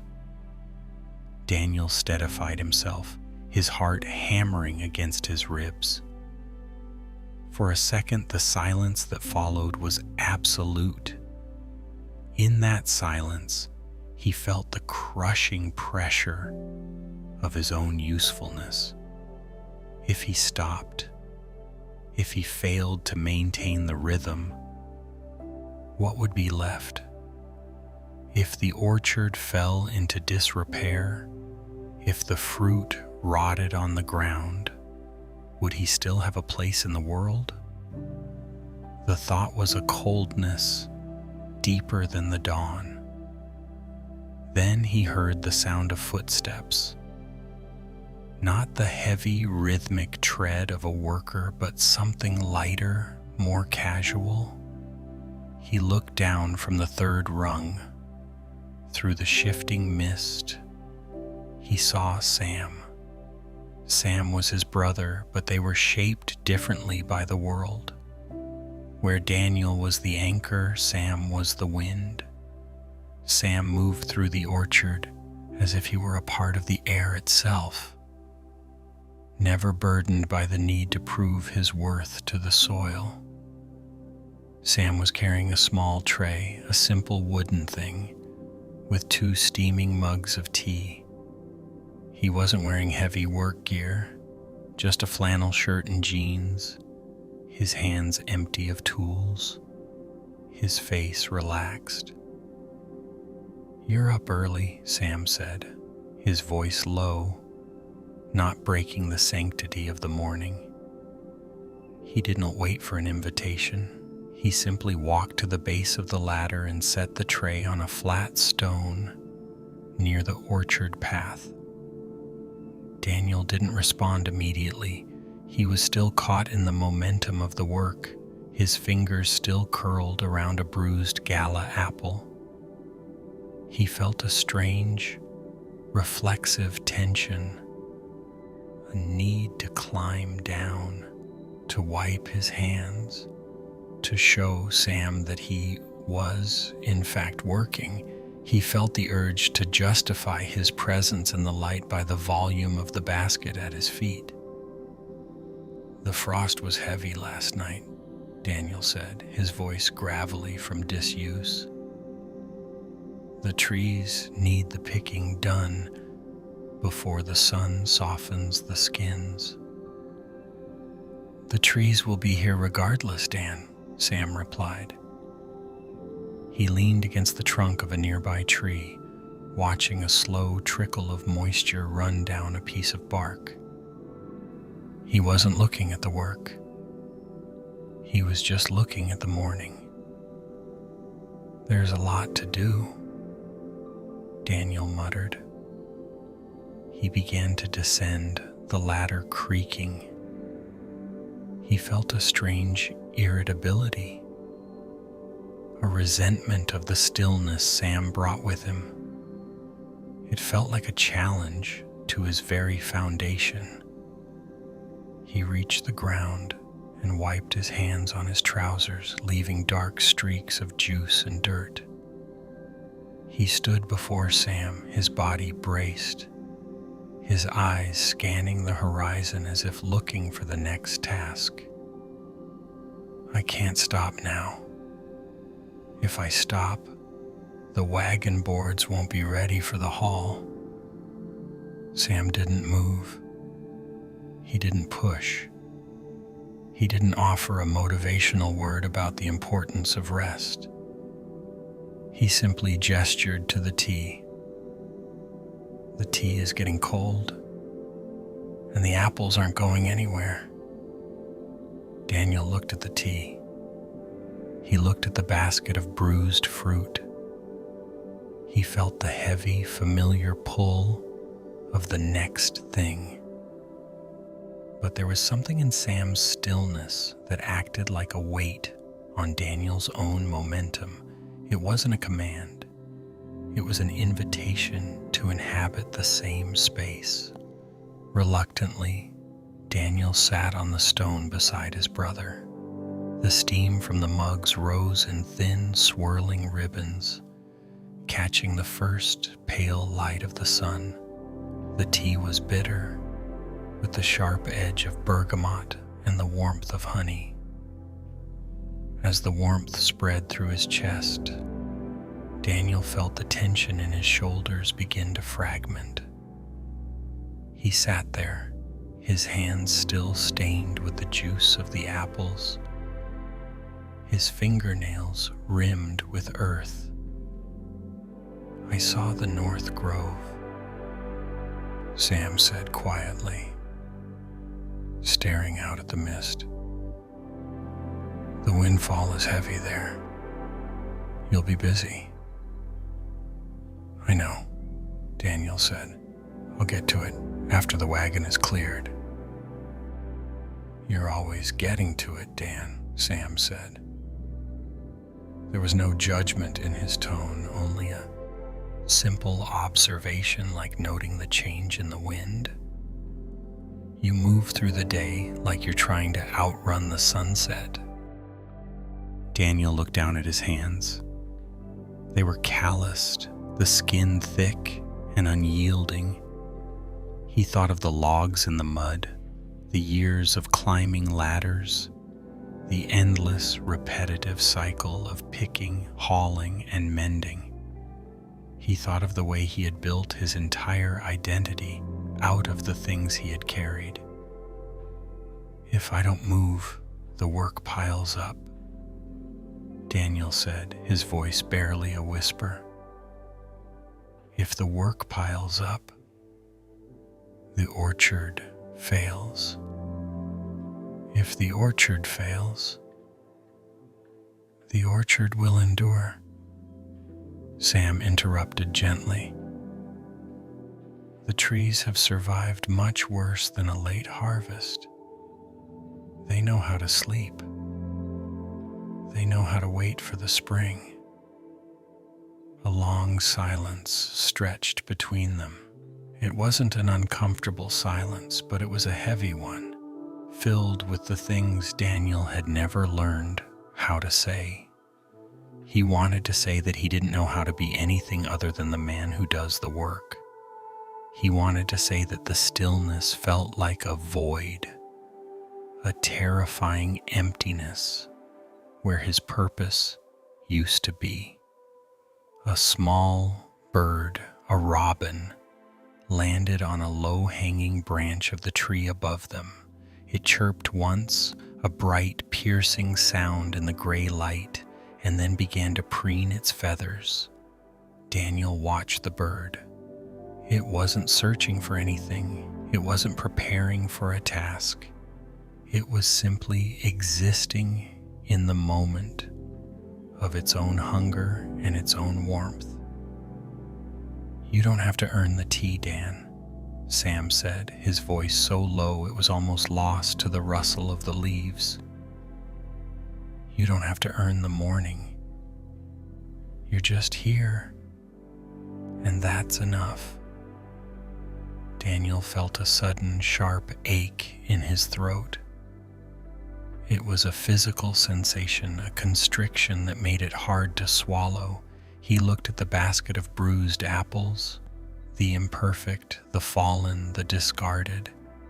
He saw the beauty in the way the light hit the bruised skin, the deep, rich reds and golds that were often overlooked because they weren't perfect.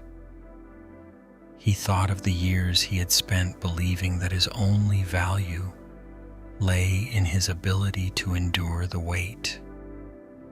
He thought of the way he had treated his own body, a tool to be used until it broke, and his own mind, a ledger of debts and duties. For the first time in a very long time, Daniel didn't think about the wagon boards. He didn't think about the pruning knife or the next row of trees. He simply felt the cold air on his face and the warmth of the mug in his hands. He felt the solid, unmoving earth beneath his boots. The sun began to break through the mist, a pale golden light that transformed the orchard. The shadows retreated, and the trees began to glow with a soft, internal light. The world was waking up, not with a struggle, but with a slow, inevitable unfolding. Sam stood up, brushing the crumbs from his shirt. He didn't say anything else. He didn't wait for a thank you. He simply turned and began to walk back toward the house, leaving Daniel alone in the light. Daniel stayed on the stone. He stayed for a long time. He watched the light move across the grass. He watched the way the dew evaporated from the leaves.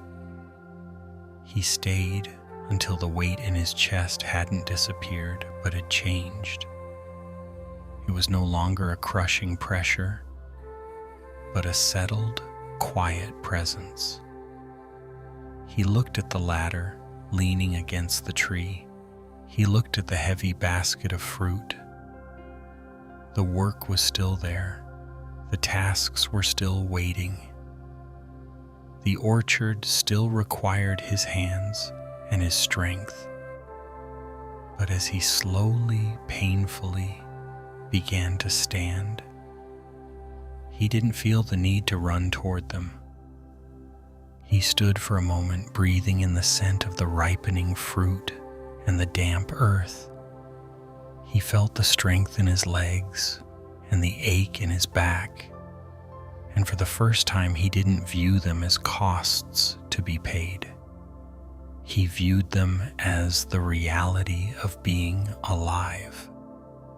He picked up the basket. It was heavy, as it always was. But as he began the walk toward the wagon, he didn't carry it as a burden. He carried it as a part of the morning. He moved through the rows, one step, one breath, one movement at a time, simply being the man who was there in the orchard, in the light. The echoes are still there, even if the room is quiet. It's a specific kind of noise, not a loud sound, but a lingering vibration. It's the mental residue of every conversation you had today, every question you answered, every person who leaned a little too hard on your strength. It's like a low hum in the back of the mind, the ghost of responsibilities that haven't quite finished with you yet. You can feel them hovering, like a crowd of people standing just outside the door, waiting for you to look up, waiting for you to check in, waiting for you to be the one who holds everything together.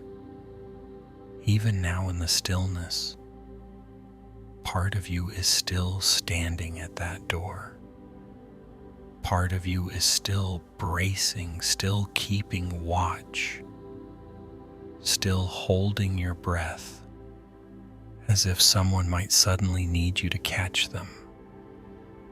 Let's bring the attention away from that door. Let's bring it back slowly to the weight of your own skin. Notice how your shoulders feel right now. There is a familiar tightness there, a small upward pull. It's a muscular habit, a way of bracing the neck, as if you are prepared to carry an extra load at any moment. It is a heavy, stubborn tension. It sits right where the collarbones meet the neck, a dense knot of readiness. Take a moment to just feel that knot. Don't try to force it to disappear. Just acknowledge that it is there, acting as a tiny internal anchor, keeping you upright, keeping you alert. Now let the breath move just a little deeper behind that knot. See if you can let the shoulders drop even by a millimeter. Not a dramatic movement, just a softening, like a heavy piece of fabric finally settling into a fold. As the shoulders settle, notice the jaw. There is so much work done in the jaw. The clenching, the grinding, the silent way we hold back words or swallow down our own frustrations to make space for someone else's. Your teeth might be pressed together, a subtle, hard line. Let the lower jaw become heavy. Let the space between your teeth widen just slightly. Let the tongue fall away from the roof of your mouth. Let the muscles around your eyes lose their grip. There is a profound difference between being still and being empty. You have spent the entire day being a vessel for others, absorbing their moods, their stresses, their stories. You have been a sponge, soaking up the humidity of everyone else's lives. But a sponge, when it is full, becomes heavy. It becomes saturated. It becomes difficult to move, to be saturated. You are allowed to be too heavy to carry anything more.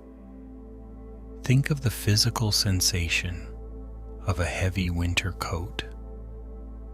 When you take it off after a long walk in the cold, there is that specific moment of release.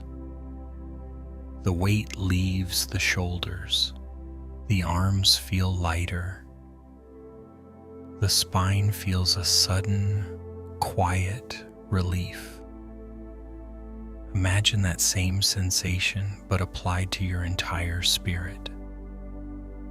Imagine the heavy, damp coat of everyone else's expectations being unbuckled, unzipped, and draped over a chair far away from your bed.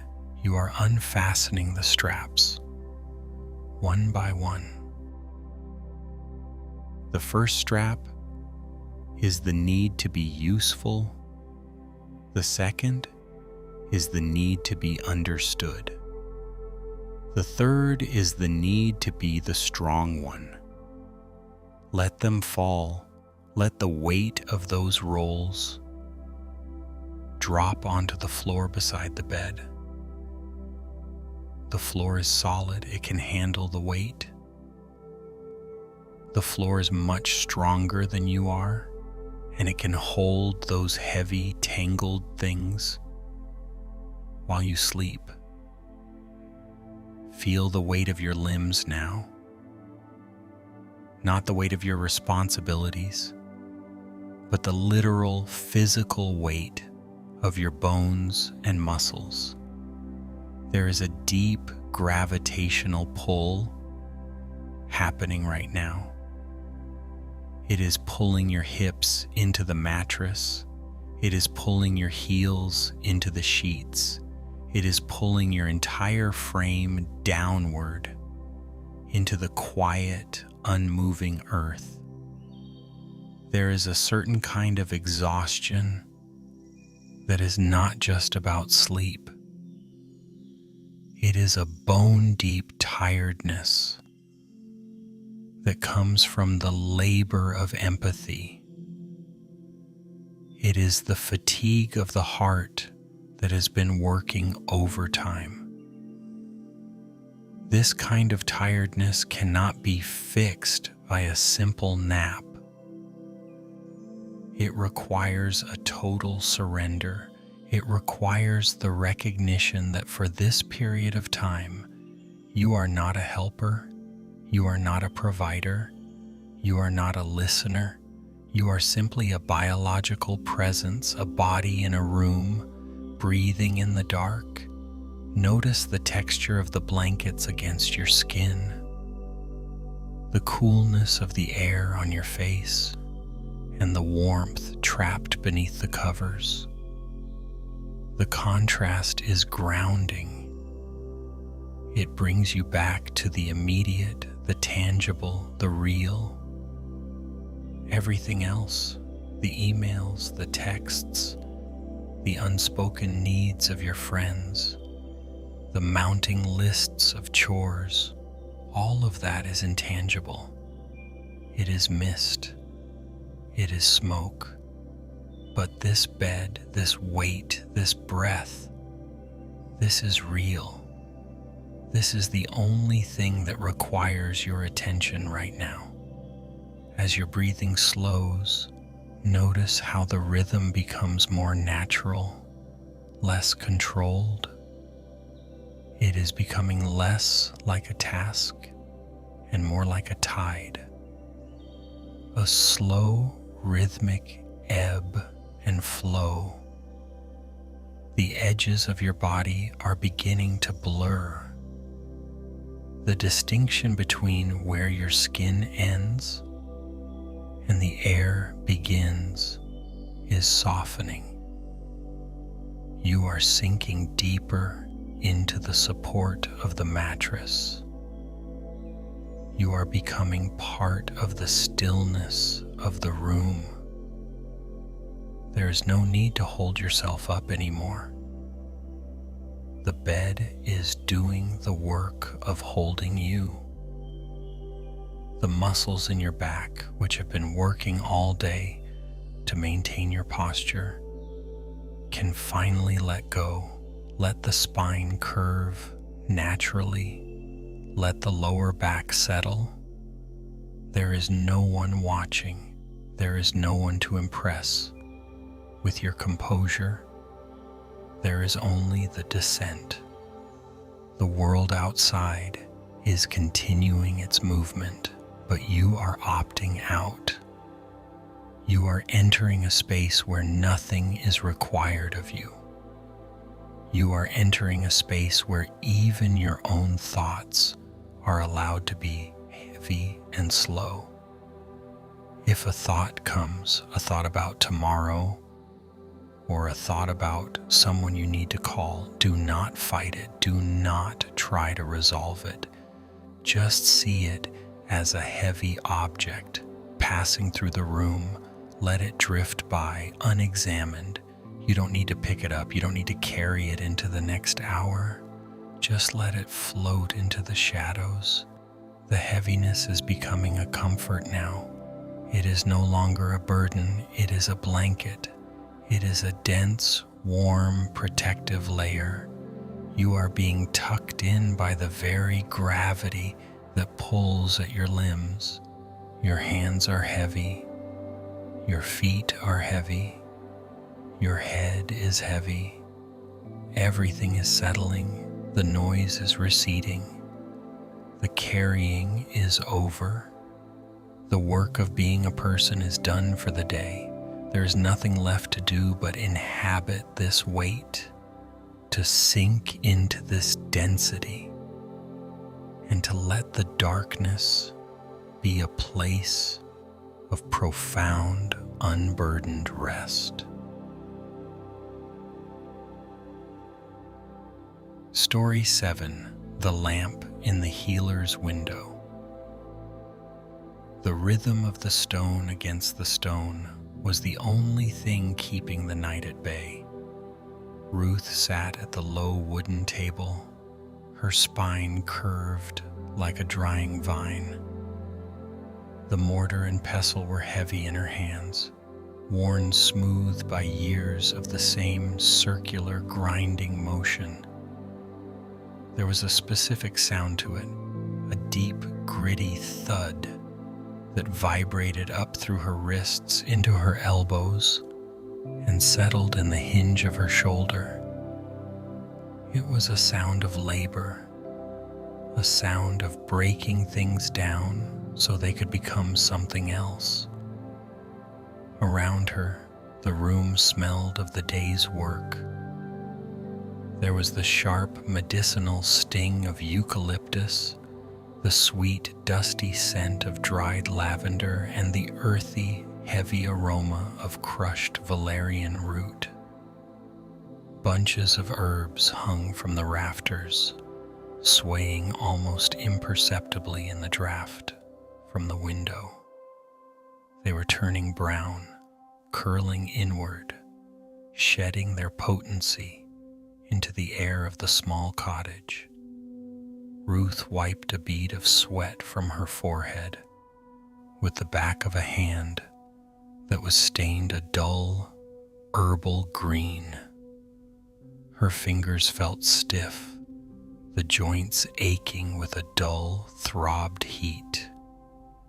It was a sensation she had learned to ignore, to tuck away under the layers of her duties. But tonight, the ache felt larger, as if it were spreading through her entire skeleton.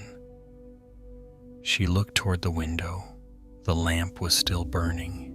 It sat on a small iron stand near the door, a steady amber glow that cast long, dancing shadows against the herb-strewn walls.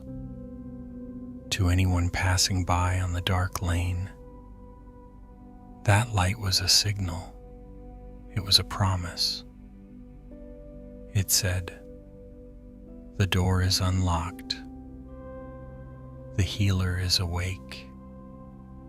There is help to be found here." For years, Ruth had kept that lamp lit. She had kept it burning through summer storms and the biting frosts of late autumn. She had kept it burning when her own eyes were heavy with exhaustion, and when the embers in her hearth had turned to gray ash. To her, the light was not just a tool, it was a responsibility. She feared what would happen if the light went out. She feared that in the moment of her darkness, someone would find themselves in the middle of their own crisis, looking for a guide, and finding only an empty, shadowed window. She believed, with a quiet and stubborn ferocity, that her presence was the boundary between someone's pain and their relief. She picked up a small piece of dried peppermint, feeling its brittle texture between her thumb and forefinger. She dropped it into the mortar. Thud. The day had been long. There had been the widow from the edge of the woods, needing a salve for a weeping wound. There had been the young boy with the fever, whose mother had watched Ruth's hands with such desperate, wide eyes that Ruth had felt her own heart tighten in sympathy. There had been the endless, small requests, the poultices for aches, the teas for sleeplessness, the tinctures for grief.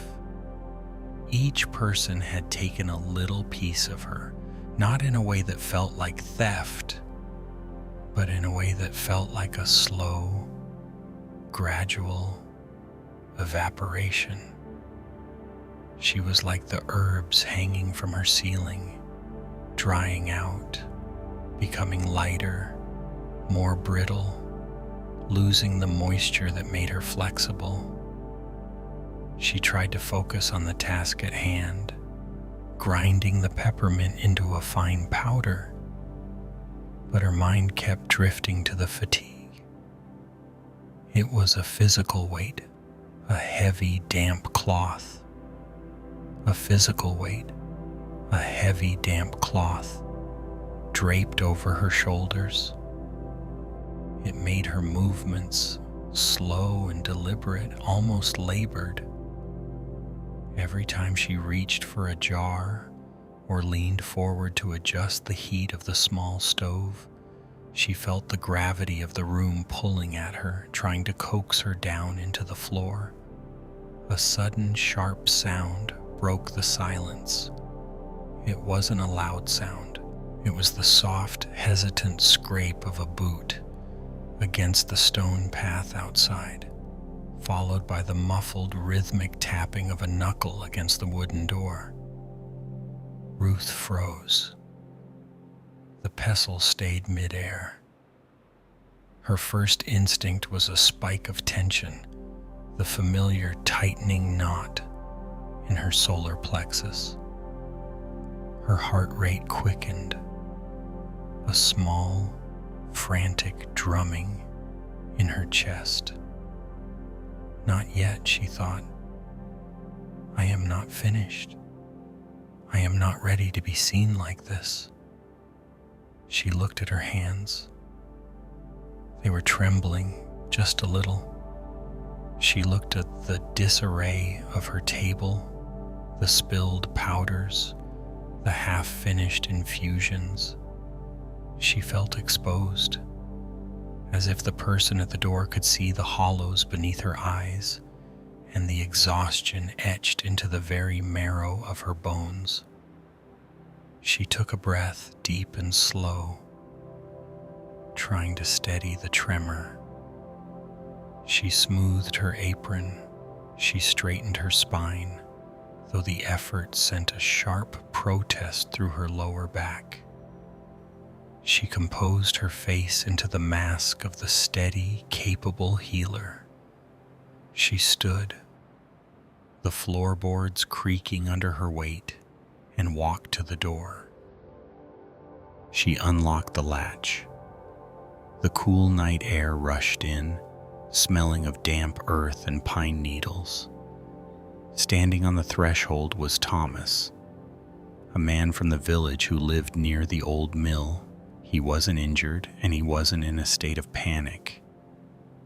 He was simply standing there, wrapped in a heavy wool coat, his face obscured by the shadows of his wide-brimmed hat. "Ruth," he said, his voice low and tired. "Thomas," she replied, her voice slightly raspy from disuse. "It is late. Is everything well?" He stepped into the warmth of the cottage, bringing the scent of the night with him. He didn't wait to be asked. He walked to the small chair by the hearth and sat down, letting out a long, shuddering sigh. "The mill is quiet," he said. "The wheels have stopped. But I couldn't sleep. The silence was too loud." Ruth closed the door. She didn't ask him what he meant. She knew. The silence of the night often brought the weight of one's own thoughts to the surface, and for those who lived with heavy hearts, that silence could be unbearable. She moved back to the table, her movements mechanical. She began to prepare a simple infusion, chamomile and honey. As she worked, she could feel Thomas's presence in the room.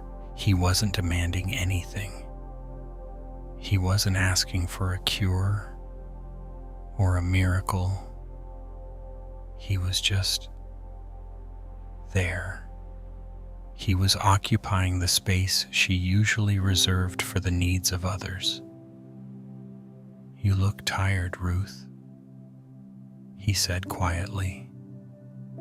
He didn't say it with pity, but with a simple observational truth. Ruth paused, the honey dipper hovering over the cup. She felt a sudden stinging heat behind her eyes. She didn't turn to face him. "It has been a busy season," she said, her voice defensive even to her own ears. "The lamp is still bright," Thomas remarked, gesturing toward the window. "It's a good light. But even the sun has to go down, Ruth. Even the moon rests in its dark phase." Ruth set the cup on a small wooden tray. She brought it to him, and as she handed it to him, their fingers brushed. His skin was cold, but his grip was steady. "I cannot let it go out," she whispered, the admission escaping her before she could catch it. "If the light is gone, how will they find their way?" Thomas took a sip of the warm tea, the steam rising in a delicate curl between them. "The path is still there, even when you cannot see it," he said. "The stars don't need a lamp to guide the traveler. They only need the darkness to be visible." He sat there for a moment, the warmth of the tea slowly working through him. Ruth stayed standing, her hands clasped in front of her, her body still poised for service, still waiting for the next knock, the next request, the next person to lean upon her. But the silence of the room was changing. It was no longer the heavy, suffocating silence of her exhaustion. It was becoming something else. It was becoming a stillness. She looked back at her table, the mortar and pestle, the spilled herbs, the remnants of her labor. She saw them not as tasks left undone, but as the debris of a day that had passed. They were finished. The work was done for the night. She looked at the lamp in the window. The flame was steady, a small, flickering amber heartbeat. She thought about the effort it took to keep it fed, to keep the wick trimmed, to keep the oil replenished. She thought about the energy it took to maintain the illusion of constant readiness. A strange, quiet thought began to bloom in her mind, like a flower opening in the moonlight. What if the darkness is not an absence? What, too, if the darkness is a container? She thought about the way the earth settles after a long, hot summer, how the soil needs the cold and the dark to rest, to break down the old leaves and prepare for the new growth. She thought about how even the most vital, healing herbs required a period of dormancy. She turned back to the window. With a movement that felt both terrifying and profoundly liberating, Ruth reached out. Her hand hovered near the small glass chimney of the lamp. She felt the heat radiating from the flame. She thought of all the people she had carried. She thought of the weight of their grief, their illnesses, their frantic midnight urgencies. She realized that by keeping the light burning, she was also keeping them tied to her, tethering their needs to her very existence. By refusing to turn away, she was refusing to let them find their own way through the dark. She took a breath. It was a deep, lung-expanding breath, the first true breath she had taken in days. She blew. A tiny puff of air, a momentary disturbance in the stillness. The flame flickered. It danced once, a bright, frantic burst of gold, and then it vanished. The suddenness of the darkness was startling. For a heartbeat, the room felt as though it had vanished entirely, leaving her suspended in a void. But then her eyes began to adjust. The shapes of the hanging herbs returned. Dark, soft silhouettes against the ceiling. The edges of the table blurred into the shadows. The scent of the room, the lavender, the peppermint, the earth, became more intense, more intimate. The room was no longer a workshop. It was a sanctuary. The weight in her shoulders did not disappear, but it shifted. It became less like a burden and more like a blanket. The ache in her wrists remained, but it no longer felt like a warning. It felt like a memory of a day well spent. Thomas was still there, a quiet shadow in the corner. He hadn't moved. He was part of the darkness now, a silent companion in the stillness. "The stars are visible now," he said, his voice barely a whisper. Ruth nodded. She felt a profound sense of permission, the permission to be finished, the permission to be unavailable, the permission to simply be a person rather than a beacon. She walked toward her small, low bed, her feet moving softly over the uneven floorboards. She did not look back at the table. She did indeed leave the unfinished work there in the shadows where it belonged. As she pulled the heavy linen covers up to her chin, she felt the coolness of the night air against her skin, countered by the warmth of the blankets. She felt the texture of the cloth, the weight of the quilt, the solidness of the mattress beneath her.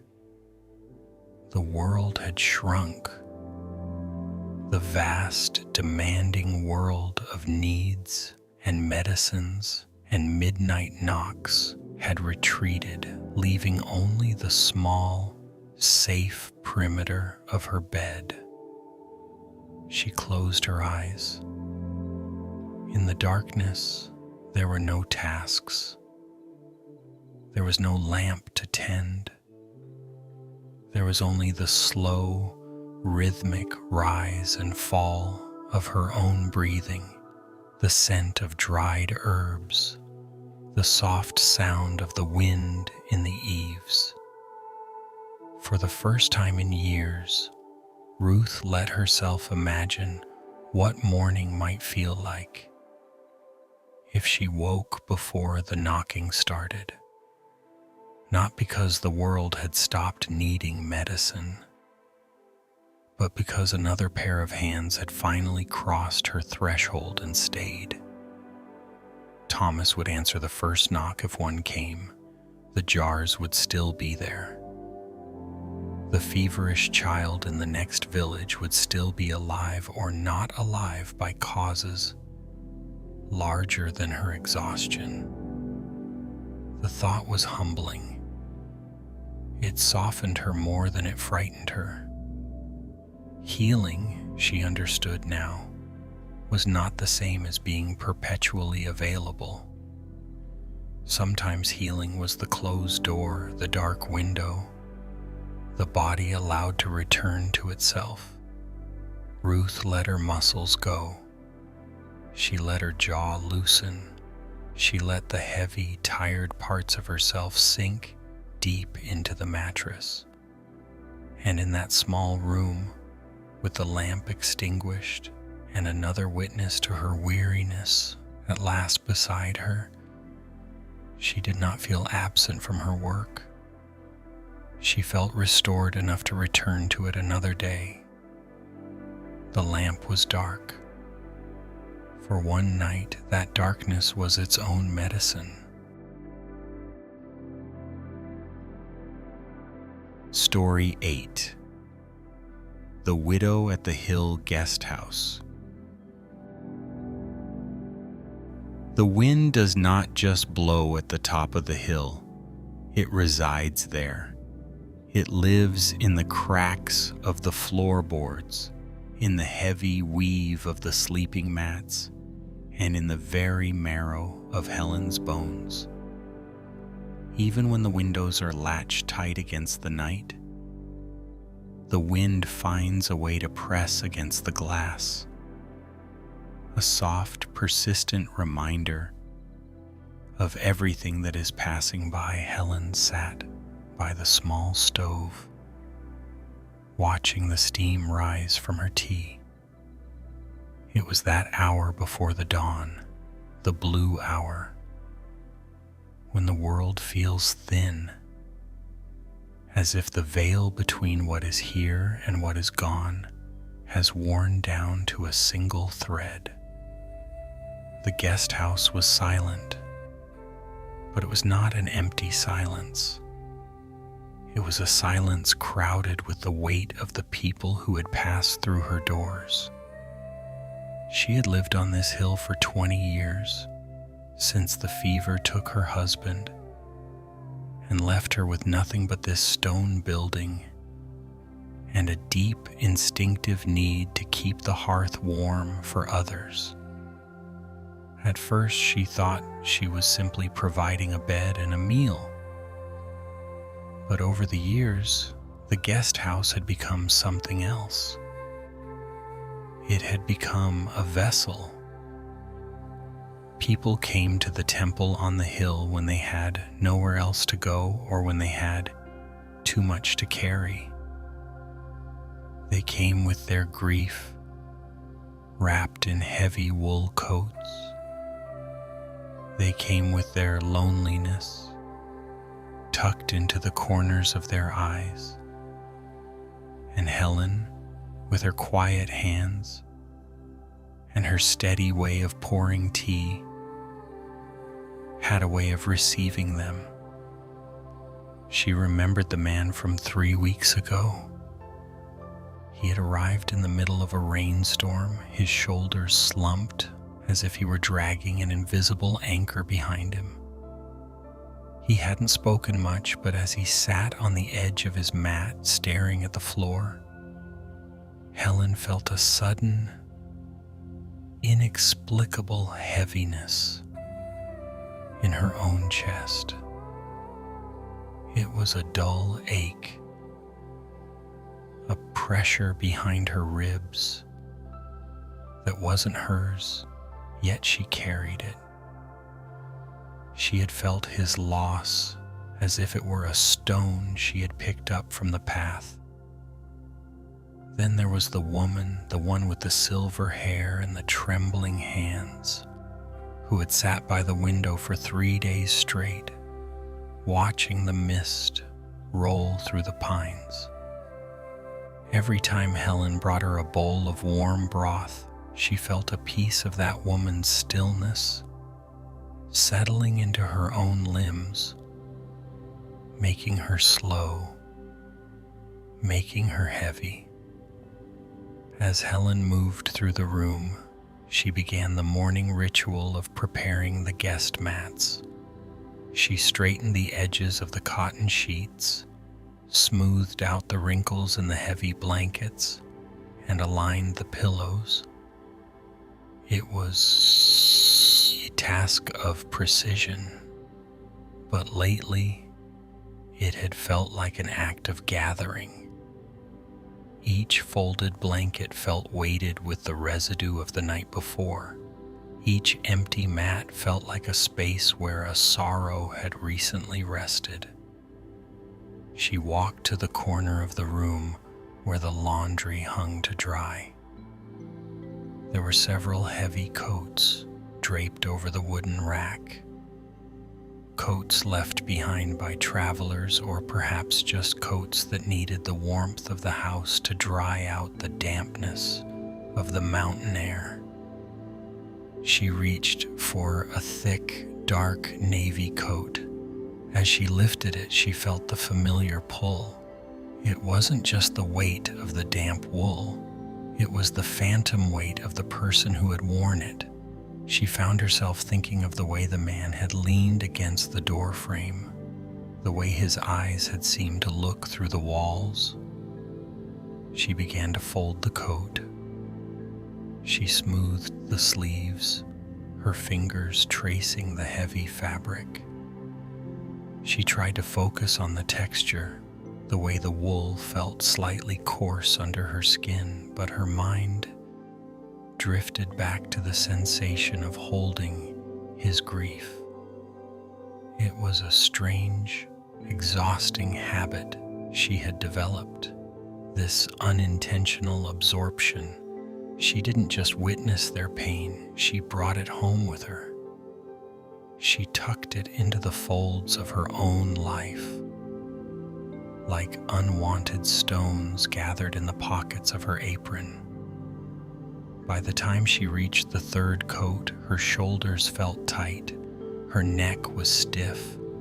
She felt as though she were walking through deep water, every movement requiring an extra surge of effort. She looked at her hands. They were steady, but they felt thick, as if the very blood in her veins had become dense with the memories of strangers. She stood by the window, looking out at the forest.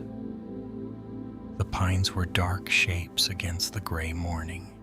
The mist was thick, swallowing the lower branches, erasing the boundary between the earth and the sky. "I'm so tired," she whispered. The sound of her own voice was startling in the quiet room. It wasn't a tiredness that sleep could fix. It wasn't the exhaustion of a long day's labor or the ache of a body that had moved too much. It was a fullness. She felt overfilled, a cup that had been poured into too many times, the liquid beginning to spill over the edges and soak into the wood beneath. She was full of the widow's weeping, the traveler's regret, the pilgrim's uncertainty. She had become a reservoir for everything the hill could not hold. She looked down at the pile of folded laundry on the table. The coats were neat, stacked with care, but they looked like a collection of burdens. A sudden movement in the corner of her eye caught her attention.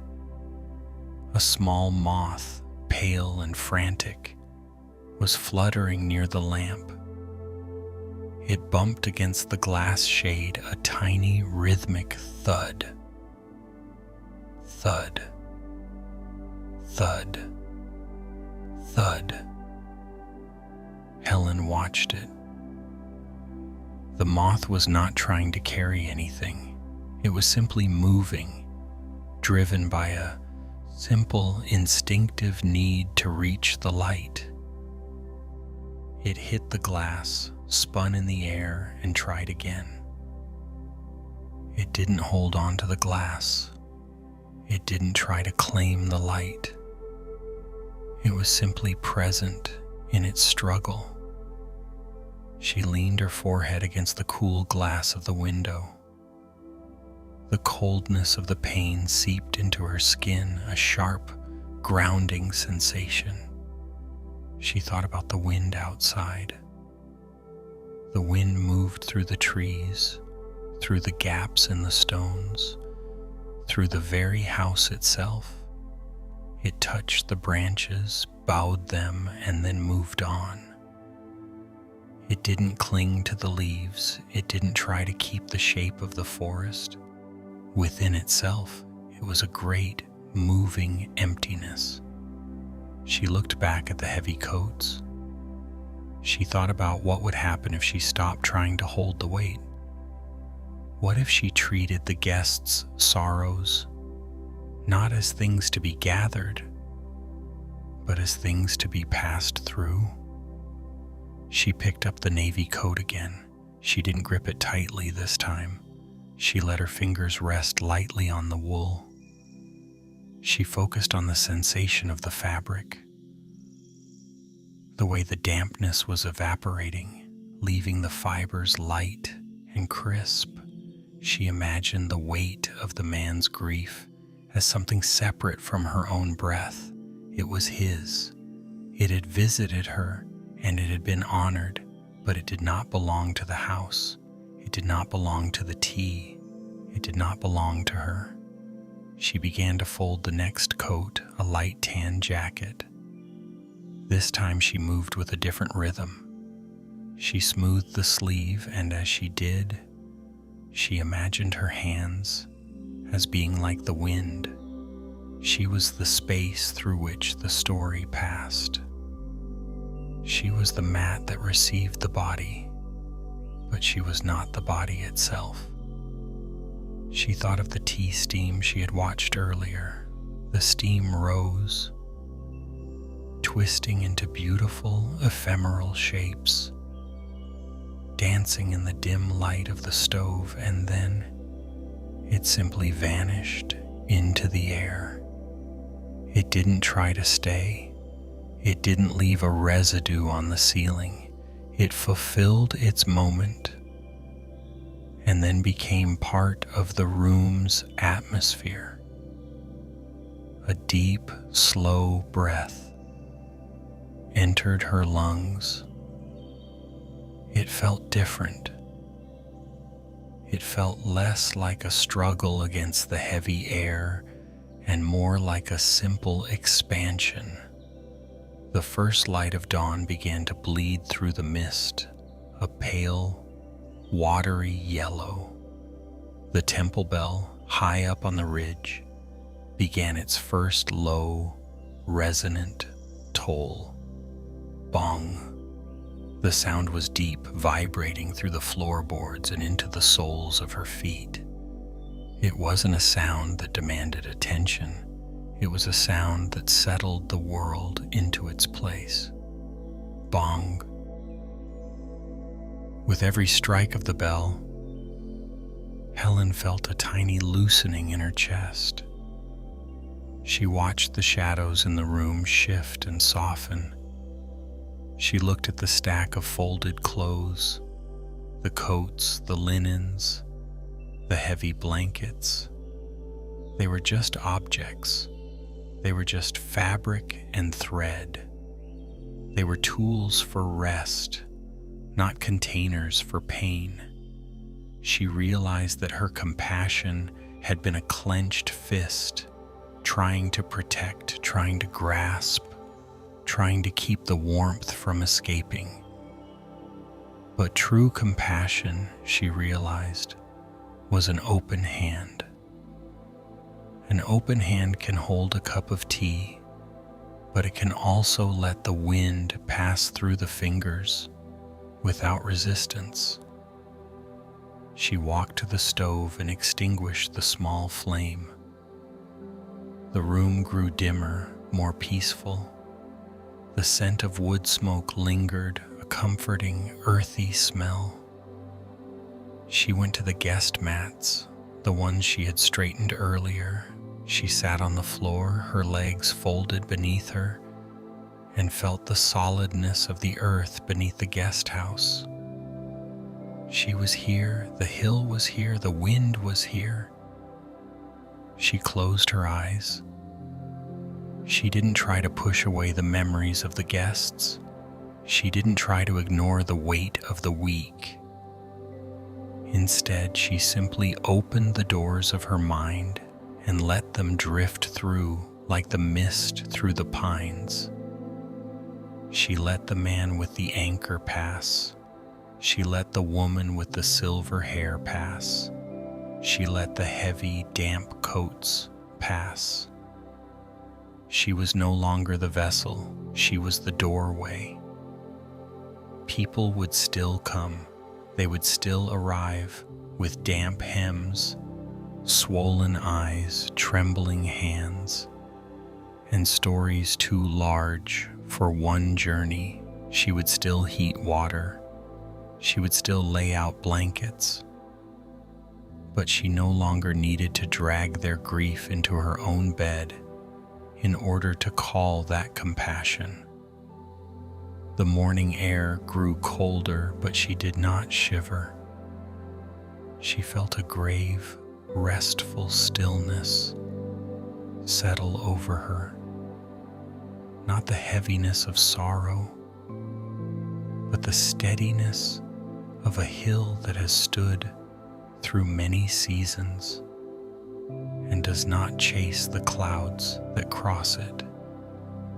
Outside, the wind continued its long, slow movement through the mountain, passing through everything, touching everything, keeping nothing. The bell gave one last low note, and in the quiet of the guest house, Helen rested like the room itself, open, sheltering, and finally unburdened. The day has a certain weight to it. It isn't just a memory. It's a physical thing, like a heavy, damp wool coat that you've been wearing since the sun first touched the floor. You can feel it in the hinges of your shoulders, in the small, tight space between your shoulder blades, and in the way your jaw has been held, just a little too firm for the last 12 hours. There is a specific kind of tiredness that comes from being the person others lean on. It's a quiet, internal ache. It's the exhaustion of the person who remembers the groceries, who hears the unspoken tremor in a friend's voice, who keeps the schedule, who ensures the fire stays lit. It is the tiredness of the one who has been an anchor, staying steady while the tides pulled at everyone else. But the tide is going out now. The water is receding, leaving the sand smooth, cold, and quiet. Think for a moment about the things you carried today. Not the big dramatic things, but the small, heavy pieces. The unfinished email, the glance of disapproval from a stranger, the sudden sharp worry about a repair that needs making, the weight of a conversation that didn't quite go the way you wanted. Each one is a small stone tucked into your pocket. One by one, imagine reaching into those pockets. There is no need to analyze them. There is no need to decide which ones matter and which ones don't. Just feel the sensation of your fingers brushing against the smooth, cold surface of a stone, and then simply letting it drop. Hear the soft thud as it hits the earth. It is gone from your person. It is back in the ground where it belongs. The earth can hold it. The night can hold it. You can do the same with the roles you played today. The listener, the fixer, the protector, the organized one, the strong one. These are all beautiful things, but they are also garments. And right now the room is dimming, the air is cooling, and the time for wearing them has passed. Imagine you are unlacing your boots. Feel the way the leather gives, the way the tension releases from your ankles. As the boots loosen, the feet feel heavy, sinking deeper into the floor. Then imagine unbuttoning that heavy coat, the one made of all those responsibilities. Let it slide off your shoulders. Feel the sudden, light coolness of the air hitting your shirt. The weight is gone. It is sitting in a heap on the floor near the chair, where it can stay until morning. It doesn't need you right now. The house is settling. You can hear the floorboards giving a tiny rhythmic creak, adjusting to the cooling air. The shadows in the corner of the room are thickening, turning from gray to a deep white off to charcoal. Everything is becoming less defined, less sharp. The edges of the furniture are blurring. The edges of the walls are softening. There is a bowl of water on the table nearby. It is still. The surface is a perfect dark mirror, reflecting nothing but the emptiness of the ceiling. It is undisturbed. This is how your mind can be. Not empty of thought, but undisturbed by the ripples. The water is simply there, resting in its vessel, cool and quiet. Your breath is beginning to find its own rhythm independent of your will. It is moving like a slow, rhythmic tide, brushing against the shore of your lungs, in and out, in and out. There is no need to change it. There in the darkness, the breath is the only thing that is truly happening. It is a slow, steady pulse in the dark. The thoughts that remain are like leaves floating on that dark water. They drift. They move in slow, lazy circles. They don't sink and they don't struggle. They just move with the current of the breath, a fragment of a memory, a shadow of a task. They pass through the field of your awareness and move out into the night, becoming part of the larger unseen world. The bed beneath you is a vast, stable landscape. It is holding you. It is doing the work of supporting your weight so that you don't have to. You can feel the mattress yielding, the way it accepts every curve, every tension, every heavy part of you. There is no need to hold yourself upright anymore. The strength you used today has been spent. It has been used, it has served its purpose, and now it is simply gone. The air in the room is moving very slowly. A faint, almost imperceptible movement of coolness against your cheek. It feels clean, it feels like a fresh start. The darkness is not an absence, it is a presence. It is a soft, velvet blanket that is being pulled slowly up from your feet. It covers your ankles, it covers your knees, it settles over your hips, it moves up your chest. A gentle, weightless pressure that signals it is safe to let go. It covers your shoulders, easing the tension in your neck. It moves over your chin, over your lips, over your eyes. Everything is becoming soft. The distinction between your skin and the air is fading.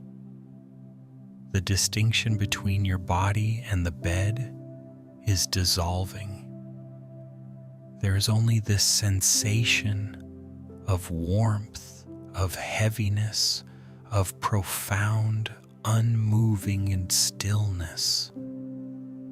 The world outside The roads, the lights, the distant hum of a car, the rustle of trees is all moving into a different layer of existence. It is far away.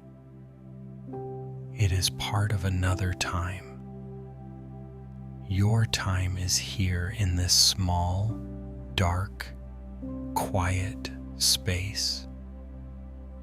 In this place, there are no people to care for. There are no problems to solve. There is only the slow, rhythmic drift of the breath and the deep, welcoming pull of the earth. The light has completely left the room. There is only the soft, grainy texture of the dark. It is a place where you can disappear for a while. A place where the you that carries everything can simply cease to be and leave only the you that breathes and rests and exists. Let the weight of your limbs pull you down, deeper into the softness.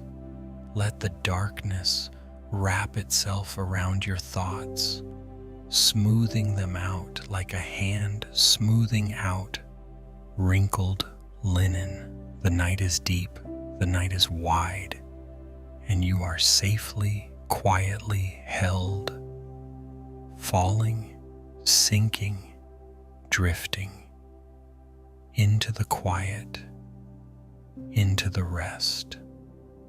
Good night.